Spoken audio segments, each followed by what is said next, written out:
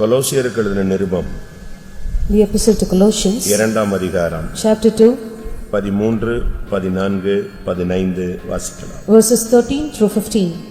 And you being dead in your sins and the uncircumcision of your flesh hath he quickened together with him, having forgiven you all trespasses, blotting out the handwriting of ordinances that was against us, which was contrary to us, and took it out of the way, nailing it to his cross, and having spoiled principalities and powers, he made a show of them openly, triumphing over them in it. உங்கள் பாவங்களினாலேயும் உங்கள் மாம்ச விருத்த சேதனம் இல்லாமையினாலேயும் மரித்தவர்களாயிருந்த உங்களையும் அவரோடே கூட உயிர்ப்பித்து அக்கிரமங்கள் எல்லாவற்றையும் உங்களுக்கு மன்னித்து நமக்கு எதிரடையாகவும் கட்டளைகளால் நமக்கு விரோதமாகவும் இருந்த கையெழுத்தை குலைத்து அதை நடுவில் இராதபடிக்கு எடுத்து சிலுவையின் மேல் ஆணி அடித்து துரைத்தனங்களையும் அதிகாரங்களையும் உரிந்து கொண்டு வெளியரங்கமான கோலமாக்கி அவைகளின் மேல் சிலுவையிலே வெற்றி சிறந்தார்.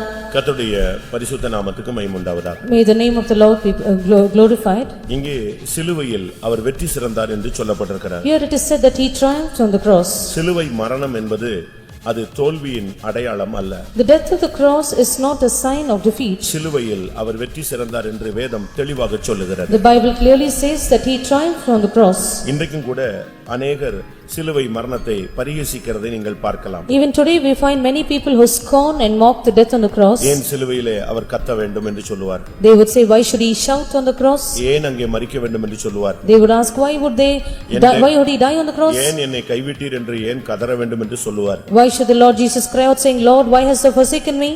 இப்படி பலரும் பல விதங்களிலே கேள்வி கேட்கும் பொழுது வேதம் சொல்லுகிறது சிலுவை மரணம் அது ஒரு வெற்றியின் அடையாளம். Likewise, when people ask various kinds of questions, the Bible says the death of the cross is a sign of victory. எதனாலெல்லாம் அவர் சிலுவையிலே அடிக்கப்பட்டார், எதை வெற்றி சிறந்தார் என்று தெளிவாக சொல்லப்பட்டிருக்கிறது. The Bible clearly tells us for what reasons he was crucified on the cross and for what he hung on the cross. தெளிவாக அங்கே வேத வார்த்தை சொல்லப்பட்டிருக்கிறது. The scripture clearly tells us about the same. ஆணி அடித்து he was nailed, உரிந்து கொண்டு he blotted, அவர் சிலுவையிலே வெற்றி சிறந்தார். Finally he was triumphing on the cross. இன்றைக்கு நீங்க மற்ற சபைகளில் நீங்க போனீங்கன்னா, if you go to the other denominations today, இன்னைக்கு 7 வார்த்தைகள் பிரசங்கிக்கப்படும். The 7 utterances on the cross will be preached. அப்படிதானே? Isn't that true? இன்னைக்கு ஒரு பாஸ்டர் இருக்க மாட்டார், 7 பாஸ்டர் இருப்பார் எல்லா இடத்துலயும். There would be 7 pastors everywhere. 7 பேர் பேசுவாங்க இன்னைக்கு. 7 of them would speak. ஒவ்வொரு வார்த்தையும் ஒவ்வொருத்தர் எடுத்து ஒரு certain time பேசுவாங்க. Each of them would take one of the utterances and speak for a certain time. சின்ன சின்ன பையங்க கூட பேசுவாங்க. Even the small boys would speak. கொஞ்சம் ஸ்பிரிச்சுவலா இருந்தா அவனுக்கு ஒரு பாயிண்ட் கொடுத்து பேச விடுவாங்க. If he is a little spiritual, then he would be given a point to speak on. பல இடங்கள்ல நம்முடைய சபைக்கு பல வாலிபர்கள் வருவாங்க. In various churches we find the young boys who turn up there. அவங்க எல்லாம் நம்மட்ட சில கருத்துக்கள் கேட்பாங்க. They would ask us various understand, they would ask to understand various things. என்னன்னு கேட்டா அடுத்த நாள் அவனுக்கு அந்த பாயிண்ட் பேசணும். Very next day they have to speak about this. நேத்து கூட ஒரு தம்பி கேட்டான். Yesterday there was a boy who came. இன்னைக்கு எங்கேயோ பேசிட்டு இருப்பான். He would have been speaking somewhere today. அவனுக்கு சப்ஜெக்ட் வந்து தாகமாய் இருக்கிறேன். His subject was I thirst. நான் எதுக்கு இத சொல்றேன்னா, why I say this? ஆண்டவராகிய இயேசு கிறிஸ்து சிலுவையிலே 7 வார்த்தைகள் சொன்னதாக சொல்லப்பட்டிருக்கிறது. It is said that Jesus Christ uttered 7 words on the cross. அது ஒரு சிலருக்கு தெரியும், ஒரு சிலருக்கு தெரியாது. Some are aware of it, some do not know. ஒவ்வொரு சுவிசேஷமும் ஒவ்வொரு வார்த்தையை சுட்டிக்காட்டுகிறது. Each gospel points out to each of these utterances. ஒரு இடத்துல அந்த 7 வார்த்தையில முதல் வார்த்தை, பிதாவே இவர்கள் அறியாமல் செய்கிறார்கள், இவர்களுக்கு மன்னியும். In one place among the 7 utterances, the first one was, Father forgive them for they know not what they do. சிலுவையில தொடங்கின முதல் ஊழியம் மன்னிப்பு. The first ministry that Jesus began on the cross is forgiveness. அதனால தான் கிறிஸ்தவத்தினுடைய அஸ்திபாரம் மன்னிப்பு என்று பேசுவோம். That is why the foundation of Christianity is forgiveness. அவ்வளவு அடிக்கப்பட்டு பிக்கப்பட்டு கிழிக்கப்பட்டு தொங்குற நேரத்துல அவர் ஃபர்ஸ்ட் வேர்டு அவர் மன்னிப்பு பத்தி தான் பேசினார். When he was being smitten, torn apart, when he was hanging on the cross, the first word that he uttered was about forgiveness. லூக்கா 23:34 அது சொல்லப்பட்டிருக்கிறது. Luke's Gospel chapter 23 verse 34 it is written down. அவர் மொழிந்தது முதலாவது மன்னிப்பு. The first word he uttered on the cross was forgiveness. பாருங்க, அந்த கடைசி நேரத்துல கூட Even at the last moment, எவ்வளவு அருமையான செர்மன்லாம் நடத்தினவர். the one who conducted beautiful sermons, அவருடைய மலை பிரசங்கங்கள் இன்றைக்கும் நிலைத்திருக்கிறது. his beatitudes on the mount Mount are also even today. அவருடைய உவமைகள் மாறாதவைகளாக இருக்கிறது. His parables are unchanged today. ஆனால் இன்றைக்கும் அந்த வார்த்தைகள் மாறாமல் இருக்கிறதுக்கு காரணம் அவருடைய சிலுவையின் வார்த்தைகள் மன்னிப்பு. The reason that his words remain unchanged even today is his word on the cross which caused forgiveness. அன்னைக்கு தான் ஸ்தேவானுக்கும் அந்த மன்னிப்பை சொல்ல முடிந்தது. That is why Stephen also could confess about this forgiveness. அதனால வாழ்க்கையில முன்னேறணும்னு ஆசைப்பட்டீங்கன்னா first மன்னியுங்க. If you desire to progress in your life, first thing you ought to forgive. லூக்கா 23:42-43 ஐ பார்க்கும்போது Coming to Luke's Gospel chapter 23 verses 42 and 43. இரண்டாவது சிலுவையில் அவர் வெளிப்படுத்தினது ரட்சிப்பு. The second thing that he revealed on the cross was salvation. முதலாவது அவர் வெளிப்படுத்தினது மன்னிப்பு, இரண்டாவது வெளிப்படுத்தினது ரட்சிப்பு. The first thing he revealed was forgiveness, the second thing was salvation. என்ன ரட்சிப்பு? What was that salvation? ஒரு சிலுவை கல்லனை அந்த இடத்துல ரட்சிச்சிட்டார். On that place he saved a thief on the cross. எத்தனையோ பேர் புத்தி சொல்லியும் திருந்தாத ஒரு ஆள். A person who did not repent, being advised by many. அவனை யாருமே திருத்த முடியல. No one could set him right. தண்டனைகள் அவனை திருத்த முடியல. Even the judgment could not correct him. அவனை யாருமே சமுதாயம் திருத்த முடியல. The society could not correct him. Government அவனை திருத்த முடியல. The government could not set him right. கடைசில அவனை திருத்த முடியலன்ன உடனே அவனை கொல்றதுக்கு தான் அந்த சமுதாயம் முயற்சி எடுத்தது. Finally, when he was unable to be corrected, the society decided to slay him or kill him. அதுதான் அவனுடைய கடைசி நேரம். That was his last moments. அந்த முடிவு கூட அவங்க சிலுவையில அடிச்சு தீர்த்துட்டாங்க. Even the end was over because he was crucified on the cross. ஆனா இந்த இடத்துல ஒருத்தனை ரட்சிக்கிறார். But in that place the Lord Jesus saves one. அந்த சிலுவை மரணம், அந்த இரண்டாவது வார்த்தை அவனை நோக்கி வருகிறது. The second utterance on the cross is now proceeding towards him. அவன் சொன்னா, He said, ஆண்டவரே. Lord. சிலுவையில அவன் சொன்ன வார்த்தை என்னது? What were his words on the cross? அவன் எங்கதான் இருக்கான்? Where is he? அவன் எங்கதான் இருக்கான்? Where is he? பக்கத்துல தான் இன்னொரு சிலுவையில தொங்குறான். He is also hanging on the cross very அங்க close to இருந்து him. சொல்றான், ஆண்டவரே. From there he says, Lord, உம்முடைய ராஜ்யத்தில் நீர் வரும் பொழுது when thou comest in thy kingdom, என்னை நினைச்சுக்கங்க. remember me. எவ்வளவு அருமையான ஒரு வார்த்தை. What a beautiful word. அந்த நேரத்திலேயும் Even at that moment, இல்லப்பா, he said, நீ no, வந்து போய் எல்லாத்தையும் ஒப்புரவாயிட்டு வா. you go and reconcile with the others. என்னால ஒண்ணும் பண்ண முடியாது. I can do nothing. நீ பைபிள் படிக்கணும். You should read the Bible. அப்படிலாம் சொன்னாரா? Did he say all these? ஒரே வார்த்தை. One word. இன்றைக்கு நீ என்னோடு கூட பரதீசில் இருப்பாய். Today thou shalt be with me in paradise. அது ரட்சிப்பு. That is salvation. மூன்றாவது, Thirdly, எல்லாரும் அழுதுகிட்டு இருக்காங்க. everyone were weeping. அங்கங்க ஜனங்க நின்னு அழுகுறாங்க. People were standing here and there and ஒரு weeping. கூட்டம் பரியாசம் பண்ணுகிறது. One group was mocking him. ஒரு கூட்டம் அடிக்கிறது. One group was smiting him. ஒரு கூட்டம் கேலி பண்ணுகிறது. One group was scorning him. ஆனா ஒரு கூட்டத்துக்கு ஒண்ணுமே செய்ய முடியாம அழுதுகிட்டே நிக்கறாங்க. But one group was helpless, not knowing what to do, weeping. அந்த கூட்டத்துல யார் நிக்கறா? Who was among that group? அந்த கூட்டத்துல யாரெல்லாம் இருக்கறா? Who were there in that group? யார் இருக்கா? Who were there? யோவான் நிக்கறான். John was there. உங்களோட மார்பில் மேலே நான் சாஞ்சிருப்பேன்னு சொன்னவன் இப்ப எங்க நிக்கறான்? அங்க எங்கேயோ ஒரு ஓரத்துல ஒளிஞ்சு பார்க்கறான் என்ன நடக்க போகுதுன்னு. The one who said, I will always be leaning upon you, is now in some corner watching what is going to happen. இயேசுவை பெற்ற தாய் அங்க நிக்கறாங்க. The mother who begat Jesus was also standing there. அங்க இருந்து ஒரு வார்த்தை அனுப்புறார். From one word from there he sends. ஏன்னா சிலுவையிலயும் ஒரு மகன் என்ற கடமையை அவர் செய்ய வேண்டியிருக்கிறது. Because he had to finish his duty of a son on the cross. அதனால தான் நம்ம ஊழியத்துக்கு எடுக்கும்போது That is why when we ordain people to the ministry, அந்த அப்ளிகேஷன்ல ஒரு क्वेश्चन இருக்கு. there is a question in the application. நீ யாரையாவது பராமரிக்க வேண்டிய பொறுப்பில் இருக்கிறாயா? Are you in a compulsion that you need to nourish anyone? நீ ஊழியத்துக்கு வந்துற. You come into the ministry. But உங்க அம்மாவோ உங்க அப்பாவோ உன்னை சார்ந்து தான் நிக்கறாங்கங்கற ஒரு கண்டிஷன்ல யாராவது இருக்காங்களா? Are you under a condition where your parents are trusting on you? அப்படினா நீ இருந்து என்ன செஞ்சிட்டு வா. அதை கிளியர் பண்ணிட்டு வா. If so, you can stay back, finish with them and come back. அதான் நம்முடைய ஊழியம் சொல்லுகிறது. That is what our ministry says. அதே போல தான் இயேசு அந்த கடைசி நேரத்துல Even so Jesus in his last moments, யாரை கூப்பிட்டாரு? whom did he call? யாரை கூப்பிட்டாரு? Whom did he call? யோவானை கூப்பிட்டாரு. He called John. அதோ உன்னுடைய தாய். Behold thy mother. மரியாளை கூப்பிட்டு சொன்னாரு, அதோ உன் மகன். He called Mary and said, behold thy son. இத ஆர்சிகாரங்க எடுத்துக்கிட்டு அதோ உன் தாய்னா உலகத்துக்கே தாயின்னு சொல்லி திருப்பி விட்டான். This is what the RC people consider and say, that Mary is the mother of the whole world. இதோ உன் தாய் அப்படினு சொல்லி ரோட்ல எல்லாம் எழுதி போட்டுருக்கோம், பாத்திருப்பீங்க. In the roads you can find out letters hanging, behold thy mother. அது சிலுவையிலே உதிர்ந்த அன்பு. That is the love that proceeded from the cross. ஒன்று மன்னிப்பு. One is forgiveness. மற்றொன்று ரட்சிப்பு. Second is salvation. மூன்றாவது அன்பு. Thirdly is love.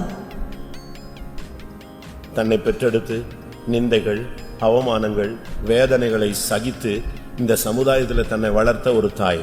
The mother who begat him endured all kinds of reproaches, shame and brought him up in the society. என்றைக்கு ஆண்டவருக்கு அடிமைன்னு ஒப்பு கொடுத்தாலோ அன்னையிலிருந்து சாகுற வரைக்கும் அவ ஒரு அவமானத்தை தான் நெஞ்சிருக்கா, சுமந்துதான் செத்துருக்கா. The moment she surrendered herself saying, Lord, I am thine handmaid, from that moment on till her death, she endured all kinds of reproaches and shame on this world. அவ 10 மாசம் இயேசுவை சுமந்தது மாத்திரமல்ல, Not only did she bear Jesus for 10 months, ஜீவனுள்ள நாளெல்லாம் நிந்தையை சுமந்தவள். all through the course of her life she bore reproach. அதனால அந்த கடைசி நிமிடத்துல அங்க ஒரு அன்பை வெளிப்படுத்தினார். So in his last moments he revealed his love towards her. இதை யோவான் 19 அதிகாரம் 25, 26, 27 வசனங்கள்ல நாம் பார்க்கலாம். John's Gospel chapter 19 verses 25 through 27 you can read this. இப்பொழுது தேவனுக்கும் அவருக்கும் இருக்கிற தொடர்பை அவர் புதுப்பிக்கிறார். Now he renews his relationship with God.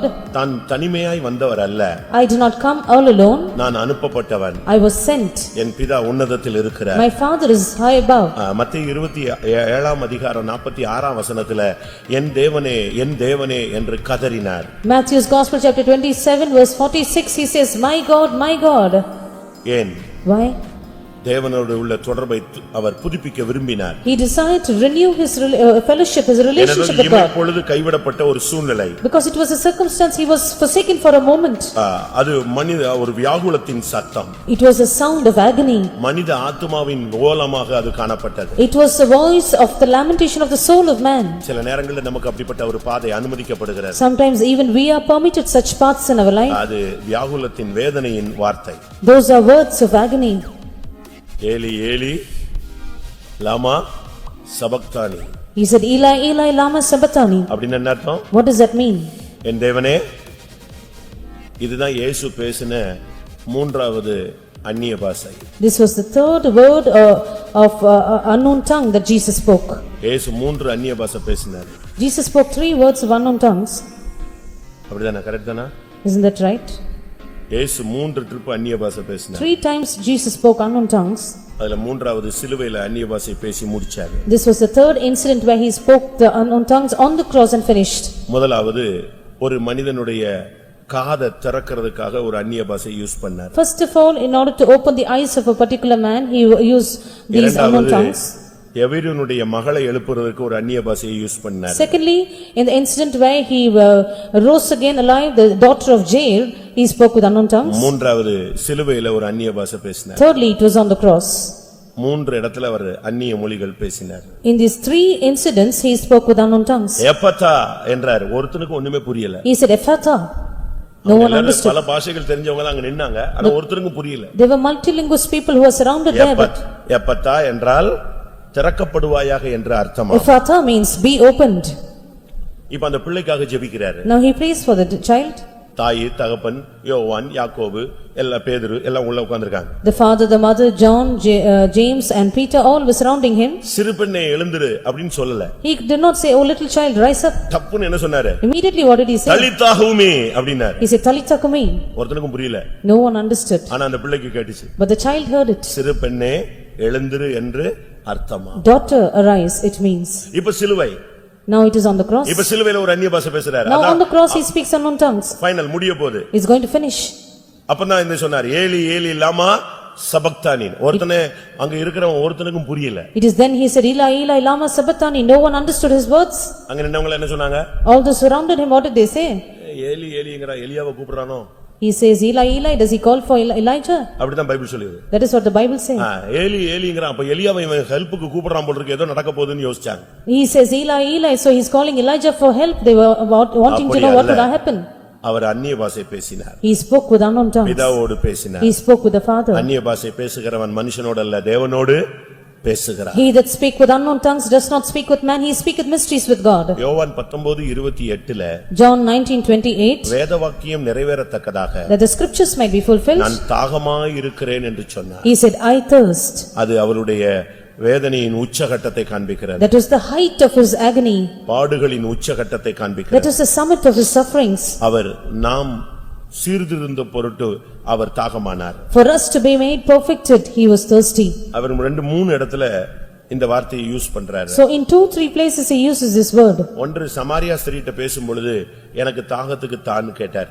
One, when he was speaking with the woman of Samaria, he said, "Give me water to drink." இரண்டாவது வெளியரங்கமாக சிலுவையில தாகமா இருக்கிறேன் என்று சொன்னார். Secondly, openly on the cross he said, "I thirst." Samariya ஸ்திரீயர்ந்து அவர் பேசின அந்த தாகம் அவளுடைய வாழ்க்கையை மாற்றுவதை குறித்து பேசினார். The words that he uttered to the woman of Samaria, the thirst that he explained was to quench her thirst. இங்கே சிலுவையிலே தீர்க்கதரிசனத்தின் நிறைவேறுதலாக அதை பேசினார். Here on the cross, as a fulfillment of the prophetical utterance, he spoke these இன்னொரு words. இடத்திலே சொல்லப்பட்டிருக்கிறது. In another place it is said, ஒரு வியாதியஸ்தன் இல்லாவிட்டால் ஒரு காவலில் உள்ளவன் ஒரு பசியா இருக்கிறவனை குறித்து சொல்லும் பொழுது அவர் தன்னை குறித்து சொன்னதாக சொல்லுகிறார். in another place he says about a sick person or one who is in prison or one who is hunger, he speaks about இந்த himself. சிறியரில் ஒருவன் தாகமா இருக்கும் பொழுது நான் தாகமா இருந்தேன். If one of the least of these are thirsty, then I am thirsty.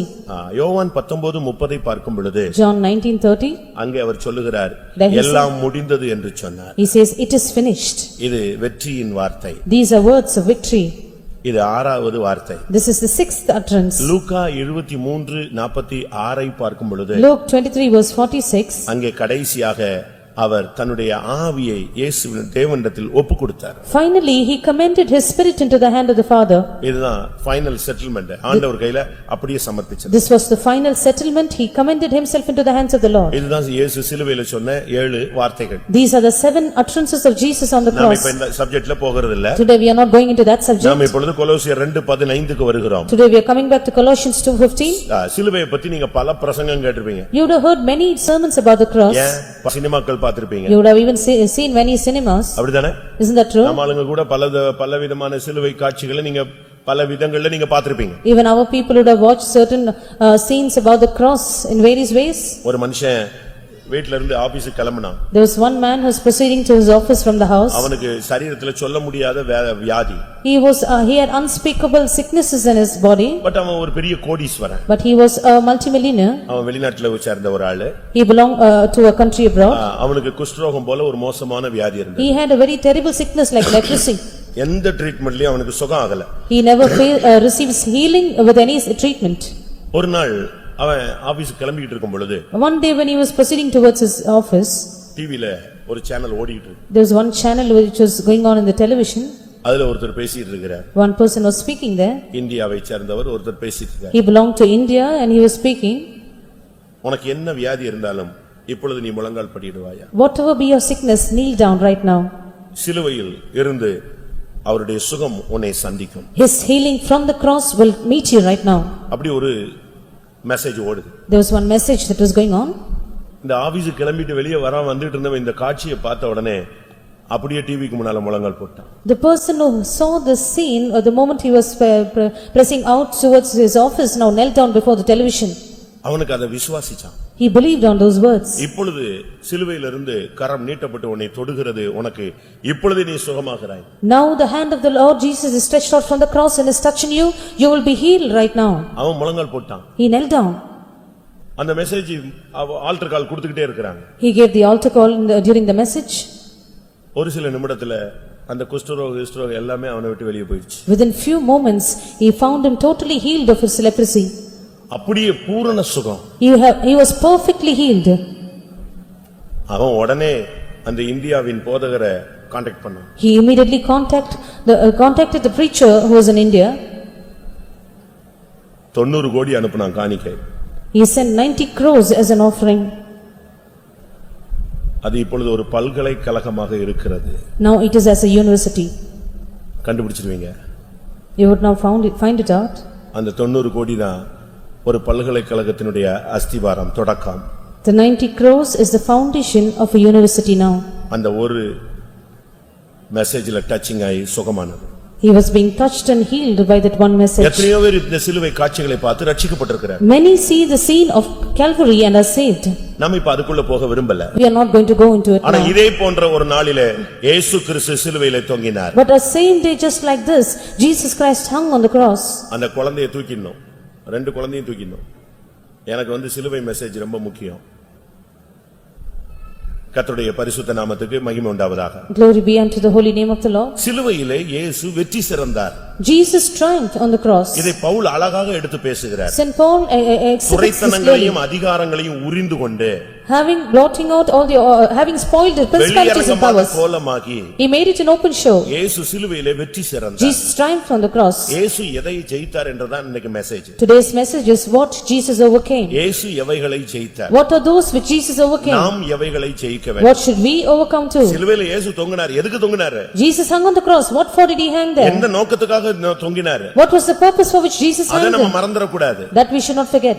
மனுஷனை ஜெயிக்க வைக்கிறதுக்காக அவர் ஜெயித்தார். To make man triumph, he overcame. நூற்றாண்டுகளாக தோற்றுப்போன மனித சமுதாயத்தை ஜெயிக்க வைக்கிறதுக்கு தான் அவர் மனுஷனால ஜெயிக்க முடியும்ங்கறதை சிலுவையில செஞ்சு காட்டினார். Mankind which was defeated for centuries together, he hung on the cross and made them triumph and gave them an open show that the man should triumph. நீங்க வேதத்துல நீங்க பார்க்கும் பொழுது When you consider the Bible, ஒருவேளை சிலுவையில வழியா தான் இயேசு மரிக்கணுமா அப்படிலாம் ஒரு கேள்வி எழும்பலாம். you might have a question, should Jesus die only through the cross? நீங்க எல்லா மார்க்கத்தையும் தேடி பாருங்க. If you will seek every religion, எல்லா வேதங்களையும் ஆராய்ந்து பாருங்க. examine all kinds of scriptures, இயேசுவின் மரணம் அங்க எழுதப்பட்டிருக்கிறது. the death of Jesus is written there. இங்கேயும் கூட நாம் பார்க்கும் பொழுது Even if you consider here, இப்படித்தான் இவர் மரிக்கணும்ங்கிறது தேவனுடைய திட்டம். it was the plan of God that this is how Jesus should die. நீங்க நீதிமொழிகள்ல படிச்சு பாத்தீங்கன்னா If you read in the Proverbs, கன்மலையிலே பாம்பின் வழியை பத்தி சொல்லி இருக்கிறது. it is written about the way of a serpent upon a rock, ஆகாயத்துல கழுகின் வழி சொல்லப்பட்டிருக்கிறது. the way of an eagle in the air, நடுக்கடலிலே ஒரு கப்பலுடைய வழி சொல்லப்பட்டிருக்கிறது. the way of a ship in the middle of the sea. இந்த மூன்று வினோதமானவைகள் ஆச்சரியமானவைகள் சிந்திக்க முடியாதவைகள் என்று சொல்லப்பட்டிருக்கிறது. These three things are those things which are excellent, which are marvelous, which wonderful things. ஆனா நாலாவது ஒன்னு இருக்கு. There is a fourth thing. அதுதான் எல்லாத்தையும் விட ஹைலைட் உள்ளது. That is the most highlighting part of all. நீங்க அத படிச்சு பாத்தீங்கன்னா ஆச்சரியமா இருக்கும். If you read it, you will be amazed. நீதிமொழிகள் 30, 18, 19. Proverbs chapter 30 verses 18 and 19. எனக்கு மிகவும் ஆச்சரியமானவைகள் மூன்றுண்டு, என் புத்திக்கு எட்டாதவைகள் நான்கும் உண்டு. அவையாவன, ஆகாயத்தில் கழுகினுடைய வடியும், கன்மலையின் மேல் பாம்பினுடைய வடியும், நடுக்கடலில் கப்பலினுடைய வடியும், ஒரு கன்னிகையை நாடிய மனுஷனுடைய வடியுமே. நீங்க படிச்சு பாத்தீங்கன்னா ஆச்சரியமா இருக்கும். மூன்று ஆச்சரியமானவைகள். You can find three things which are too wonderful. ஆனா நாலாவது ஒன்னு இருக்கு, அது என் புத்திக்கு எட்டாதது. There is a fourth thing which I know not. நான் திரும்பவும் சொல்றேன். I repeat. முதல் மூன்று காரியங்கள் ஆச்சரியமானவைகள். The first three things are too wonderful. என்னது? What are they? கன்மலையில பாம்பினுடைய வழி. The way of the serpent upon a rock. நடுக்கடலில கப்பலுடைய வழி. The way of the ship in the middle of the sea. ஆகாயத்துல கழுகினுடைய வழி. The way of the eagle in the air. இது ஆச்சரியம். These are wonderful. ஏன்னா கரெக்ட்டா போயிட்டு வந்துருங்க. Because they take the right course. ஆனா என் புத்திக்கு எட்டாத ஒன்னு இருக்கு. But that thing which passes my understanding is one. What is that? அது என்னது? What is that? ஒரு கன்னிகையை நாடிய மனுஷனுடைய வழி. The way of a man with a maid. யார் இந்த கன்னிகைன்னா ரோட்ல போற பொண்ண ஒருத்தன் தேடி போறத பத்தி பைபிள்ல சொல்லல. Who is this virgin? It is not one who is wandering in the streets. The Bible does not address to தன்னுடைய her. மனவாட்டி சபையாகிய கற்புள்ள கன்னிகையை தேடி பரலோகத்திலிருந்து இறங்கி வந்த இயேசுனுடைய சிலுவை வழிகள் என்னுடைய புத்திக்கு எட்டாதது. The paths of the cross of Jesus who came down from heaven seeking for his bridal church, which is the chaste virgin of Christ. யார் இந்த கன்னிகை? Who is this virgin or the maid? Bible இந்த கன்னிகையை பத்தி என்ன பேசுது? What does the Bible speak about this maid? கிறிஸ்து என்னும் ஒரே புருஷனுக்காக உன்னை கற்புள்ள கன்னிகையாக நான் நியமிக்கிறேன். I have espoused you as a chaste virgin to Christ, to one husband, that is Christ. நாம் ஒவ்வொருவரும் கிறிஸ்து என்னும் புருஷனுக்காக நாம் கற்புள்ள கன்னிகையாக நியமிக்கப்பட்டவர்கள். Each of us are appointed as chaste virgins to one husband, which is Christ. அப்படி இருக்கும்போது When that is so, 2 கொரிந்தியர் 11:2 இது சொல்லப்பட்டிருக்கிறது. 2 Corinthians chapter 11 verse 2, this is இந்த recorded. கற்புள்ள கன்னிகையாக மனுஷனை மாற்றும்படியாக அவரை தேடி வந்தாரே ஒரு மனுஷன், அவர்தான் அந்த வழிதான் புத்தி கெட்டாத வழி. A man who came seeking for man to make him as a chaste virgin to Christ, the path that he took is the path which is cannot be comprehended. மனிதனை மீட்கும்படியாக தன்னுடைய சொந்த குமாரனை பூமியில அனுப்பி, He sent his only son in order to redeem man, அவரை கன்னியின் வயிற்றில பிறக்க வைத்து, made him being born of a virgin, இந்த உலகத்திலே அவரை மனுஷகுமாரனாய் அவதரிக்க வைத்து, made him take the incarnation of man on this earth, இந்த உலகத்திலே பிதாவின் ராஜ்யத்தை ஸ்தாபிக்க வைத்து, established the kingdom of the Father on this earth. மறுபடியும் இந்த மனிதனை விழுந்து போன மனிதனை மீட்கும்படியாக சிலுவை பாடுகள் வழியாக போனார்ல, அதுதான் புத்தி கெட்டாத வழி. He took the path of sufferings on the cross in order to redeem man who has once fallen again, is the path which cannot be comprehended. எவைகளை வெற்றி சிறந்தார்?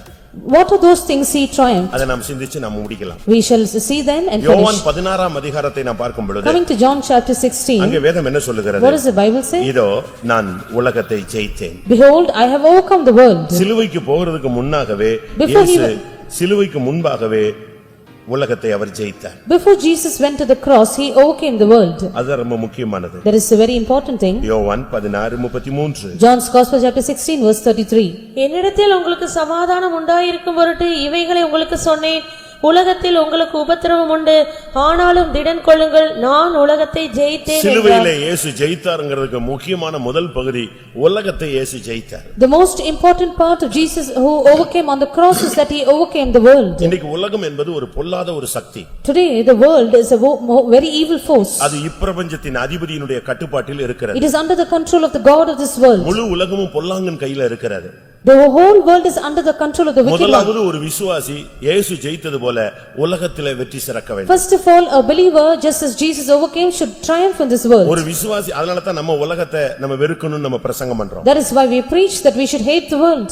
ஏன் கிறிஸ்தவர்களுக்கும் பெந்தேகோஸ்தேக்காரர்களுக்கும் வித்தியாசம் இருக்கிறது? Why is there a difference between the Christians and the Pentecostal people? இன்னைக்கு நான் என் பிரசங்கத்தை கொஞ்சம் அப்படியே வேர்ல்ட் லைஃப் அப்படியே வேர்ல்ட்லியா மாத்துனேன்னு சொன்னா நம்முடைய பிரசங்கத்தின் தன்மைக்கு இந்த இடம் இப்ப காணாது.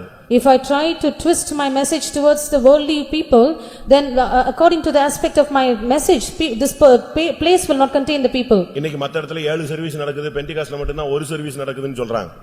They say in other denominations there are 7 services that take place, only in the Pentecostal mission only one service. ஒண்ணுமே கிடையாது. Is nothing like that. கொஞ்சம் அவுத்து விட்டா போதும். A little that we give loose. கொஞ்சம் உலகத்தை அனுபவிச்சுக்க அப்படினு சொன்னா போதும், கூட்டம் ஃபுல்லா இங்க இறங்கிடும். If at all we say you can experience the world a little bit, the whole crowd will be here. இயேசு சிலுவையில வெற்றி சிறந்தது முதல்ல உலகத்தின் அதிபதியை அடிச்சு கொன்னார். Jesus triumphed on the cross is that first of all he destroyed and slayed the god of this world. இயேசு ஒரு நாள் நின்னுட்டு இருக்காரு, வர்றான். Jesus was standing, he came there. யார் அவன்? Who was that? உலகத்தின் அதிபதியே வர்றான். He was the god of this world who came to him. சீசர்களோடு நின்னுட்டு இருக்காரு. He stood along with his disciples. திடீர்னு பார்த்தா அவன் வந்துட்டான். All of a sudden he confronted him. அப்ப இயேசு உடனே சொன்னாரு, இதோ உலகத்தின் அதிபதி வருகிறார். Jesus said, behold cometh the god of this world. அப்படினு சொல்லிட்டு Having said so, அவன் வர்றான். he came. பட் அவனுடையது என்னிடத்துல ஒண்ணுமே இல்ல. He has no part with me. அப்ப முதலாவது ஒரு தேவனுடைய பிள்ளை வெற்றி சிறக்கப்பட வேண்டிய காரியம் உலகம். So first thing that a child of God should triumph is the world. அதனால தான் நம்ம உலக பிரகாரமா எதையுமே நீங்க உடுத்த வேண்டாம், உலகத்துல ஆசைப்படாதீங்க, இந்த உலகம் நிரந்தரமானது அல்லங்கறத நம்முடைய பிரசங்கத்தினுடைய concept. That is why the concept of our message is that do not take anything that belongs to the world, do not take the fashions of this world, because nothing is permanent in the world. அதனால தான் உலகத்தை இயேசு ஜெயித்தேன்னு பப்ளிக்ல announce பண்றாரு. That is why Jesus publicly announces, I overcame the world. அப்ப இயேசு சிலுவையில முதலாவது ஜெயித்தது உலகத்தை. So the first thing that Jesus triumphed on the cross was the world. அதனால தான் இயேசு சொன்னார், நான் இந்த உலகத்தான் அல்ல. That is why Jesus said, I am not of this world. அதனால் உலகம் என்னை பகைக்கிறது. But the world hates me. நீங்களும் உலகத்தார் அல்ல. You are not of this world. அதனால உலகம் உங்களை பகைக்கிறது. That is why the world hates you. ஆனா நீங்க உலகத்தான் என்று நீங்கள் சொன்னால், But if you call yourself as a worldly people, உலகம் உங்களை பகைக்காது. the world will not hate you. இதுதான் சத்தியம். This is the truth. இன்னைக்கு எத்தனை பேர் உலகத்தை ஜெயிக்க How விரும்புகிறீங்க? many of you desire to overcome the world today? 1 யோவான் 5ஆம் அதிகாரத்திலே பார்க்கும் பொழுது, Coming to 1 John chapter 5, தேவனால் பிறந்தவன் உலகத்தை ஜெயிப்பான். he that is born of God, he will overcome the world. உலகத்தை ஜெயிக்கிற ஒரு மார்க்கம் இருக்கிறது பிரியமானவர்களே. Beloved ones, there is a religion whereby we overcome the world. இன்னைக்கு நம்முடைய ஆளுங்க எல்லாம் உலகத்துல தான் மாட்டிட்டாங்க. Today all our people respect the world. நீங்க பாருங்க, வெளிய உலகத்துல என்ன இருக்கோ அது அப்படி இங்க வந்துருது. If you consider all that is found in the world, the same things we find it here. நேத்து சினிமால ஒன்னு வந்துச்சுன்னா அது இன்னைக்கு இங்க சபைக்குள்ள வருதே. Yesterday if one thing is found in the cinema, today we find it in the church too. ஒருத்தன் ஜீன்ஸ் கிழிச்சு விட்டுட்டானா, If one person has torn off his jean, அடுத்த நாள் இங்க வர்றவன் ஜீன்ஸ் கிழிச்சு விட்டு தான் வரான். the very next day the person who attends our meeting is also torn with his jeans. Youth கேம்ப்ல ஒரு பையன் மாட்டினா, A youth camp, there was a boy who saw 2-3 இடத்துல jeans கிழிஞ்சிருந்துச்சு. 2 or 3 places his jean pant was torn. எனக்கு விஷயம் உண்மையே தெரியாது. I did not understand. நானும் விவரம் தெரியாம வரும்போது இவ்வளவு பெரிய கூட்டத்துக்கு போறோம், தச்சு போட்டு வர வேண்டாமா அப்படின்னு கேட்டுவிட்டேன். I asked him, you're coming for such a big meeting, why not your stitch which is torn? அவன் குட்டி பையன் டென்ஷன் ஆயிட்டான். இது புதுசு, இப்படி தானே விக்குது அப்படினா. He was a small boy, he was very tense. He said, this is how it is sold. அதுக்கு பிறகுதான் புரிஞ்சது எனக்கு, கிழிச்சு தான் என்ன செய்யறான் அதையே விக்கிறான். It is after that I understood that the pant is sold in this manner. எப்படி இருக்கும்னு நினைச்சு பாருங்க. How would that be? இவனை எப்படி பரலோகத்துல கொண்டு போய் விடுறது கிழிச்சு சட்டையை போட்டு? How can we take that boy to heaven now? நல்லா புரிஞ்சுக்கணும். You should நீங்க understand. போட்டிருக்கிற Dress நான் போட்டிருக்கிற Dress மேல போவாது. The dress or the garment that you and I wear will not take us to heaven. நீ போகும்போது இந்த குப்பையை கொண்டு போய் மேல கொண்டு போ. இப்ப ஏற்கனவே மேல போன சேட்டலைட்ல இருந்து போட்ட குப்பையெல்லாம் மேல சுத்திக்கிட்டு இருக்குன்னு சொல்றான். Already they say that all the garbages that are put in the satellite are wandering here and there. இயேசு எடுக்கப்பட்டு விட்டார். Jesus was caught up. இயேசுவை தேடி சிலுவை கல்லறைக்கு ஓடி வராங்க. They sought for Jesus on the sepulchre. தூதன் சொல்றான் உள்ள போய் பாருங்க. The angel said, "Go in and see." உள்ள போய் பார்த்தா என்ன இருந்துச்சு? What did they find there? சொல்லுங்க. இயேசுவை சுற்றி இருந்த சீலைகள்லாம் மேல போல எங்க வச்சிருந்தாரு? எல்லாத்தையும் இங்க வச்சிட்டு தான் போனாரு. அதனால இந்த Dress நீ போட்டிருக்கிற இந்த கன்றாவி எல்லாம் மேல போகாது. The linen garments that they bound Jesus with were all found in that sepulchre. So all the garments that you wear will not take you there. அது மகிமையின் தேசம். That is a glorious land. இத accept பண்ணாது. This is not accepted there. முதலாவது நீ உலகத்தை ஜெயிக்கணும். First of all you have to overcome the world. அதனால தான் இயேசு இந்த உலகத்தில் இருக்கும் பொழுதே சொன்னார் நான் உலகத்தை ஜெயித்தேன். That is why while in the world Jesus said I overcame the world. 1 யோவான் 5 அதிகாரம் 4 வசனத்தை பார்க்கும் பொழுது 1 John chapter 5 verse 4. தேவனால் பிறப்பதெல்லாம் உலகத்தை ஜெயிக்கும். Everything that is born of God should overcome the world. நம்முடைய விசுவாசமே உலகத்தை ஜெயிக்கிற ஜெயம். Our faith is the victory that overcometh the world. 5 வசனம் என்ன சொல்லுகிறது? What does verse 5 say? இயேசுவை தேவகுமாரன் என்று விசுவாசிக்கிறவனே அன்றி உலகத்தை ஜெயிக்கிறவன் யார்? Who shall overcome the world apart from him that believeth that Jesus is the Son of God? இயேசு சிலுவையிலே உனக்கு உலகத்தை ஜெயித்து சம்பாதிய ஜெயத்தை கொடுத்திருக்கிறார். Jesus overcame on the cross and has earned his victory for you. அதனால ஏசாயா 53:2 சொல்லுகிறது. Isaiah chapter 53 verse 2 அவருக்கு says, அழகும் இல்லை சௌந்தரியமும் இல்லை. He had no beauty or comeliness. அவரை பார்க்க விரும்பத்தக்க ரூபம் இல்லாதிருந்தது. He had no visage such that could be our desired. அந்தக்கேடு அடைந்தவராய் தொங்கினார். He was marred and he hung on the cross. அதனால விசுவாசிகள் முதலாவது உலகத்தை இயேசு ஜெயித்தது போல நாம் ஜெயிக்க வேண்டும். So the believers should first overcome the world just as Jesus overcame. ஆவிக்குரிய வாழ்க்கையில வந்த பின்பு After coming into the spiritual life, நம்மில் எத்தனை பேர் உலகத்தை ஜெயித்திருக்கிறோம்? how many of us have overcome the world? அதனால தான் நம்முடைய பிரசங்கங்கள் முழுவதும் உலகத்தை சாடுகிறது. That is why all of our messages relate to the world. உலகத்துல சாப்பிடணும். We have to die to the world. ஏதோ மானத்தை மரியாதையை காப்பாத்துறதுக்கு ஒரு உடுத்துதல் தேவை. We need a garment just to keep our preserve our respect. இந்த உலகத்தை நீ அனுபவிக்கணும்ங்கிறதுக்கு நீ அனுப்பப்பட்டவன் அல்ல. Otherwise you are not sent to experience or enjoy the world. அதை நீங்க விளங்கிக் கொள்ளணும். That you should understand. எல்லாவற்றையும் அனுபவிக்க எனக்கு அதிகாரம் உண்டு என்று பவுல் பேசுகிறார். Saint Paul says I have authority to experience everything. அவைகள் எனக்கு தகுதியா இராது என்று அவர் சொல்லுகிறார். But he says those are not worthy of me. இயேசு போட்டிருந்த அங்கியை தெரியுமா? Do you know the garment which Jesus wore? அவர் ஆணாக இருந்தாலும் முழு நீள அங்கி போட்டிருந்தார். Though he was a male, he wore a garment till the end. அதுக்கு மேல ஒரு மேல் வஸ்திரம் போட்டிருந்தார். He also had upper clothing. இப்படி ஒரு தெய்வீகமான ஒரு உடுத்துதல் தான் இயேசு உடுத்தி இருந்தார். Jesus was clothed with such a divine garment. அப்ப நம்ம இந்த உலகத்தை எப்படி ஜெயிக்கிறோம்? So how do we overcome the world? அதனால தான் நம்முடைய பிரசங்கங்கள் உலகத்துக்கு ஒத்த வேஷம் தரிக்க கூடாது என்று பேசுகிறோம். That is why our messages say we should not be glad with the fashions or rudiments of this world. ரோமர் 12:2 பார்க்கும் பொழுது Romans chapter 12 verse 2. நீங்கள் இப்பிரபஞ்சத்தின் கொத்த வேஷம் நீங்கள் தரிக்க கூடாது. Do not be conformed to the fashions of this world. நீ இயேசுவை தேவகுமாரன் என்று சொன்னால் நீ விசுவாசத்தினால் உலகத்தை ஜெயிக்கணும். If you say that Jesus is the Son of God, by faith you should overcome the world. நீங்க என்ன நினைக்கிறீங்க? What do you think? எல்லாமே நமக்கு தேவன் படைச்சதெல்லாம் நமக்கு அனுபவிக்கிறதுக்கு தான் அப்படி நினைக்கிறீங்க. Do you think all that God has created is for us to enjoy? அது தவறு. That is wrong. இயேசு இந்த உலகத்தில் இருந்த பொழுது When Jesus was on this world, மத்தேயு 4 அதிகாரம் 4, 10, 11 வசனங்களில் பார்க்கும் பொழுது Matthew chapter 4 verses 4, 10 and 11. மத்தேயு 4 அதிகாரம் Matthew chapter 4 4, 10, 11 வசனங்களில் பார்க்கும் பொழுது verses 4, 10 and 11. இயேசுவுக்கு 3 விதமான பரீட்சைகளை பிசாசு கொண்டு வந்து வைத்தான். Jesus was faced with 3 kinds of temptations. மூன்றும் உலகத்துக்கு ஒத்ததான போராட்டங்கள். 3 was relating to the world. ஒன்று கண்களின் இச்சை, One was lust of the eyes, மற்றொன்று மாம்சத்தின் இச்சை, the other lust of the flesh, மற்றொன்று ஜீவனத்தின் பெருமை. thirdly the pride of life. இந்த மூன்றையும் அவருக்கு கொண்டு வந்து காட்டின பொழுது When all these 3 were set before him, இந்த மூன்றையும் இயேசு ஜெயித்தார். Jesus overcame all the 3. ஆனபடியால் தான் அவர் உலகத்தை ஜெயித்தேன்னு சொன்னார். That is why he said I overcame the world. உலகத்தின் அதிபதியை ஜெயித்தேன்னு சொன்னார். He said I overcame the god of this world. இந்த உலகத்துக்கு ஒத்த வேஷத்தை அவர் தரிக்கவில்லை. He did not have the fashion of this world. அப்படியானால் நாம் இந்த நாட்களிலே கிடைத்ததெல்லாம் அனுபவிக்கணும், கிடைச்சதெல்லாம் உடுத்தணும், கிடைச்சதெல்லாம் போட்டு பார்க்கணும் அப்படினு ஆசைப்படக்கூடாது. So in these days we should not desire to wear all that we see, all that we find, that we have to wear and enjoy. காண்கிறதெல்லாம் அழியும். All that you see is just a vanity. காணப்படாதவைகள் மாத்திரமே நித்தியமானது. Only that which is unseen are eternal. அதனால தான் நம்ம எல்லாமே வேண்டாம் வேண்டாம் விட்டுரு அப்படினு சொல்றோம். That is why we say do not say no to all these and forsake them. காஸ்ட்லியா உடுத்த வேண்டாம், Do not wear costly apparel. உலக பிரகாரமா நீங்க உடுத்த வேண்டாம், Do not wear the worldly apparel. உலக பிரகாரமா வீட அலங்கரிக்க வேண்டாம், Do not adorn your houses in that manner. வீட ரொம்ப பெரிய பயங்கரமா செய்யணும்னு அவசியம் இல்ல. There is no need for your house to be உனக்கு furnished like that. தங்கறதுக்கு ஒரு டீசன்ட்டான ஒரு வீடு இருந்தா போதும். If you want, you need a decent house to dwell in. நமக்கு தேவைகளுக்கு போதுமானது இருந்தா போதும். Only for our need we should have. உலகத்தை நீங்க அனுபவிச்சிராதீங்க. Do not enjoy the world. உலகத்துல உனக்கு தேவைகளுக்கு ஏத்த மாதிரி பணம் எல்லாத்துக்கும் உதவும். Money is needful for all. அப்படிதானே? பணம் தேவை. Money is வெளிய needed. போறேன்னா பாக்கெட்ல பணம் தேவை. You need money for everything. ஆனா பண ஆசை எல்லா தீமைக்கும் வேறாக இருக்கு. Love of money is the root of all evil. இன்றைக்கு நம்முடைய சத்திய இவ்வளவு தெளிவா பேசுறோம்.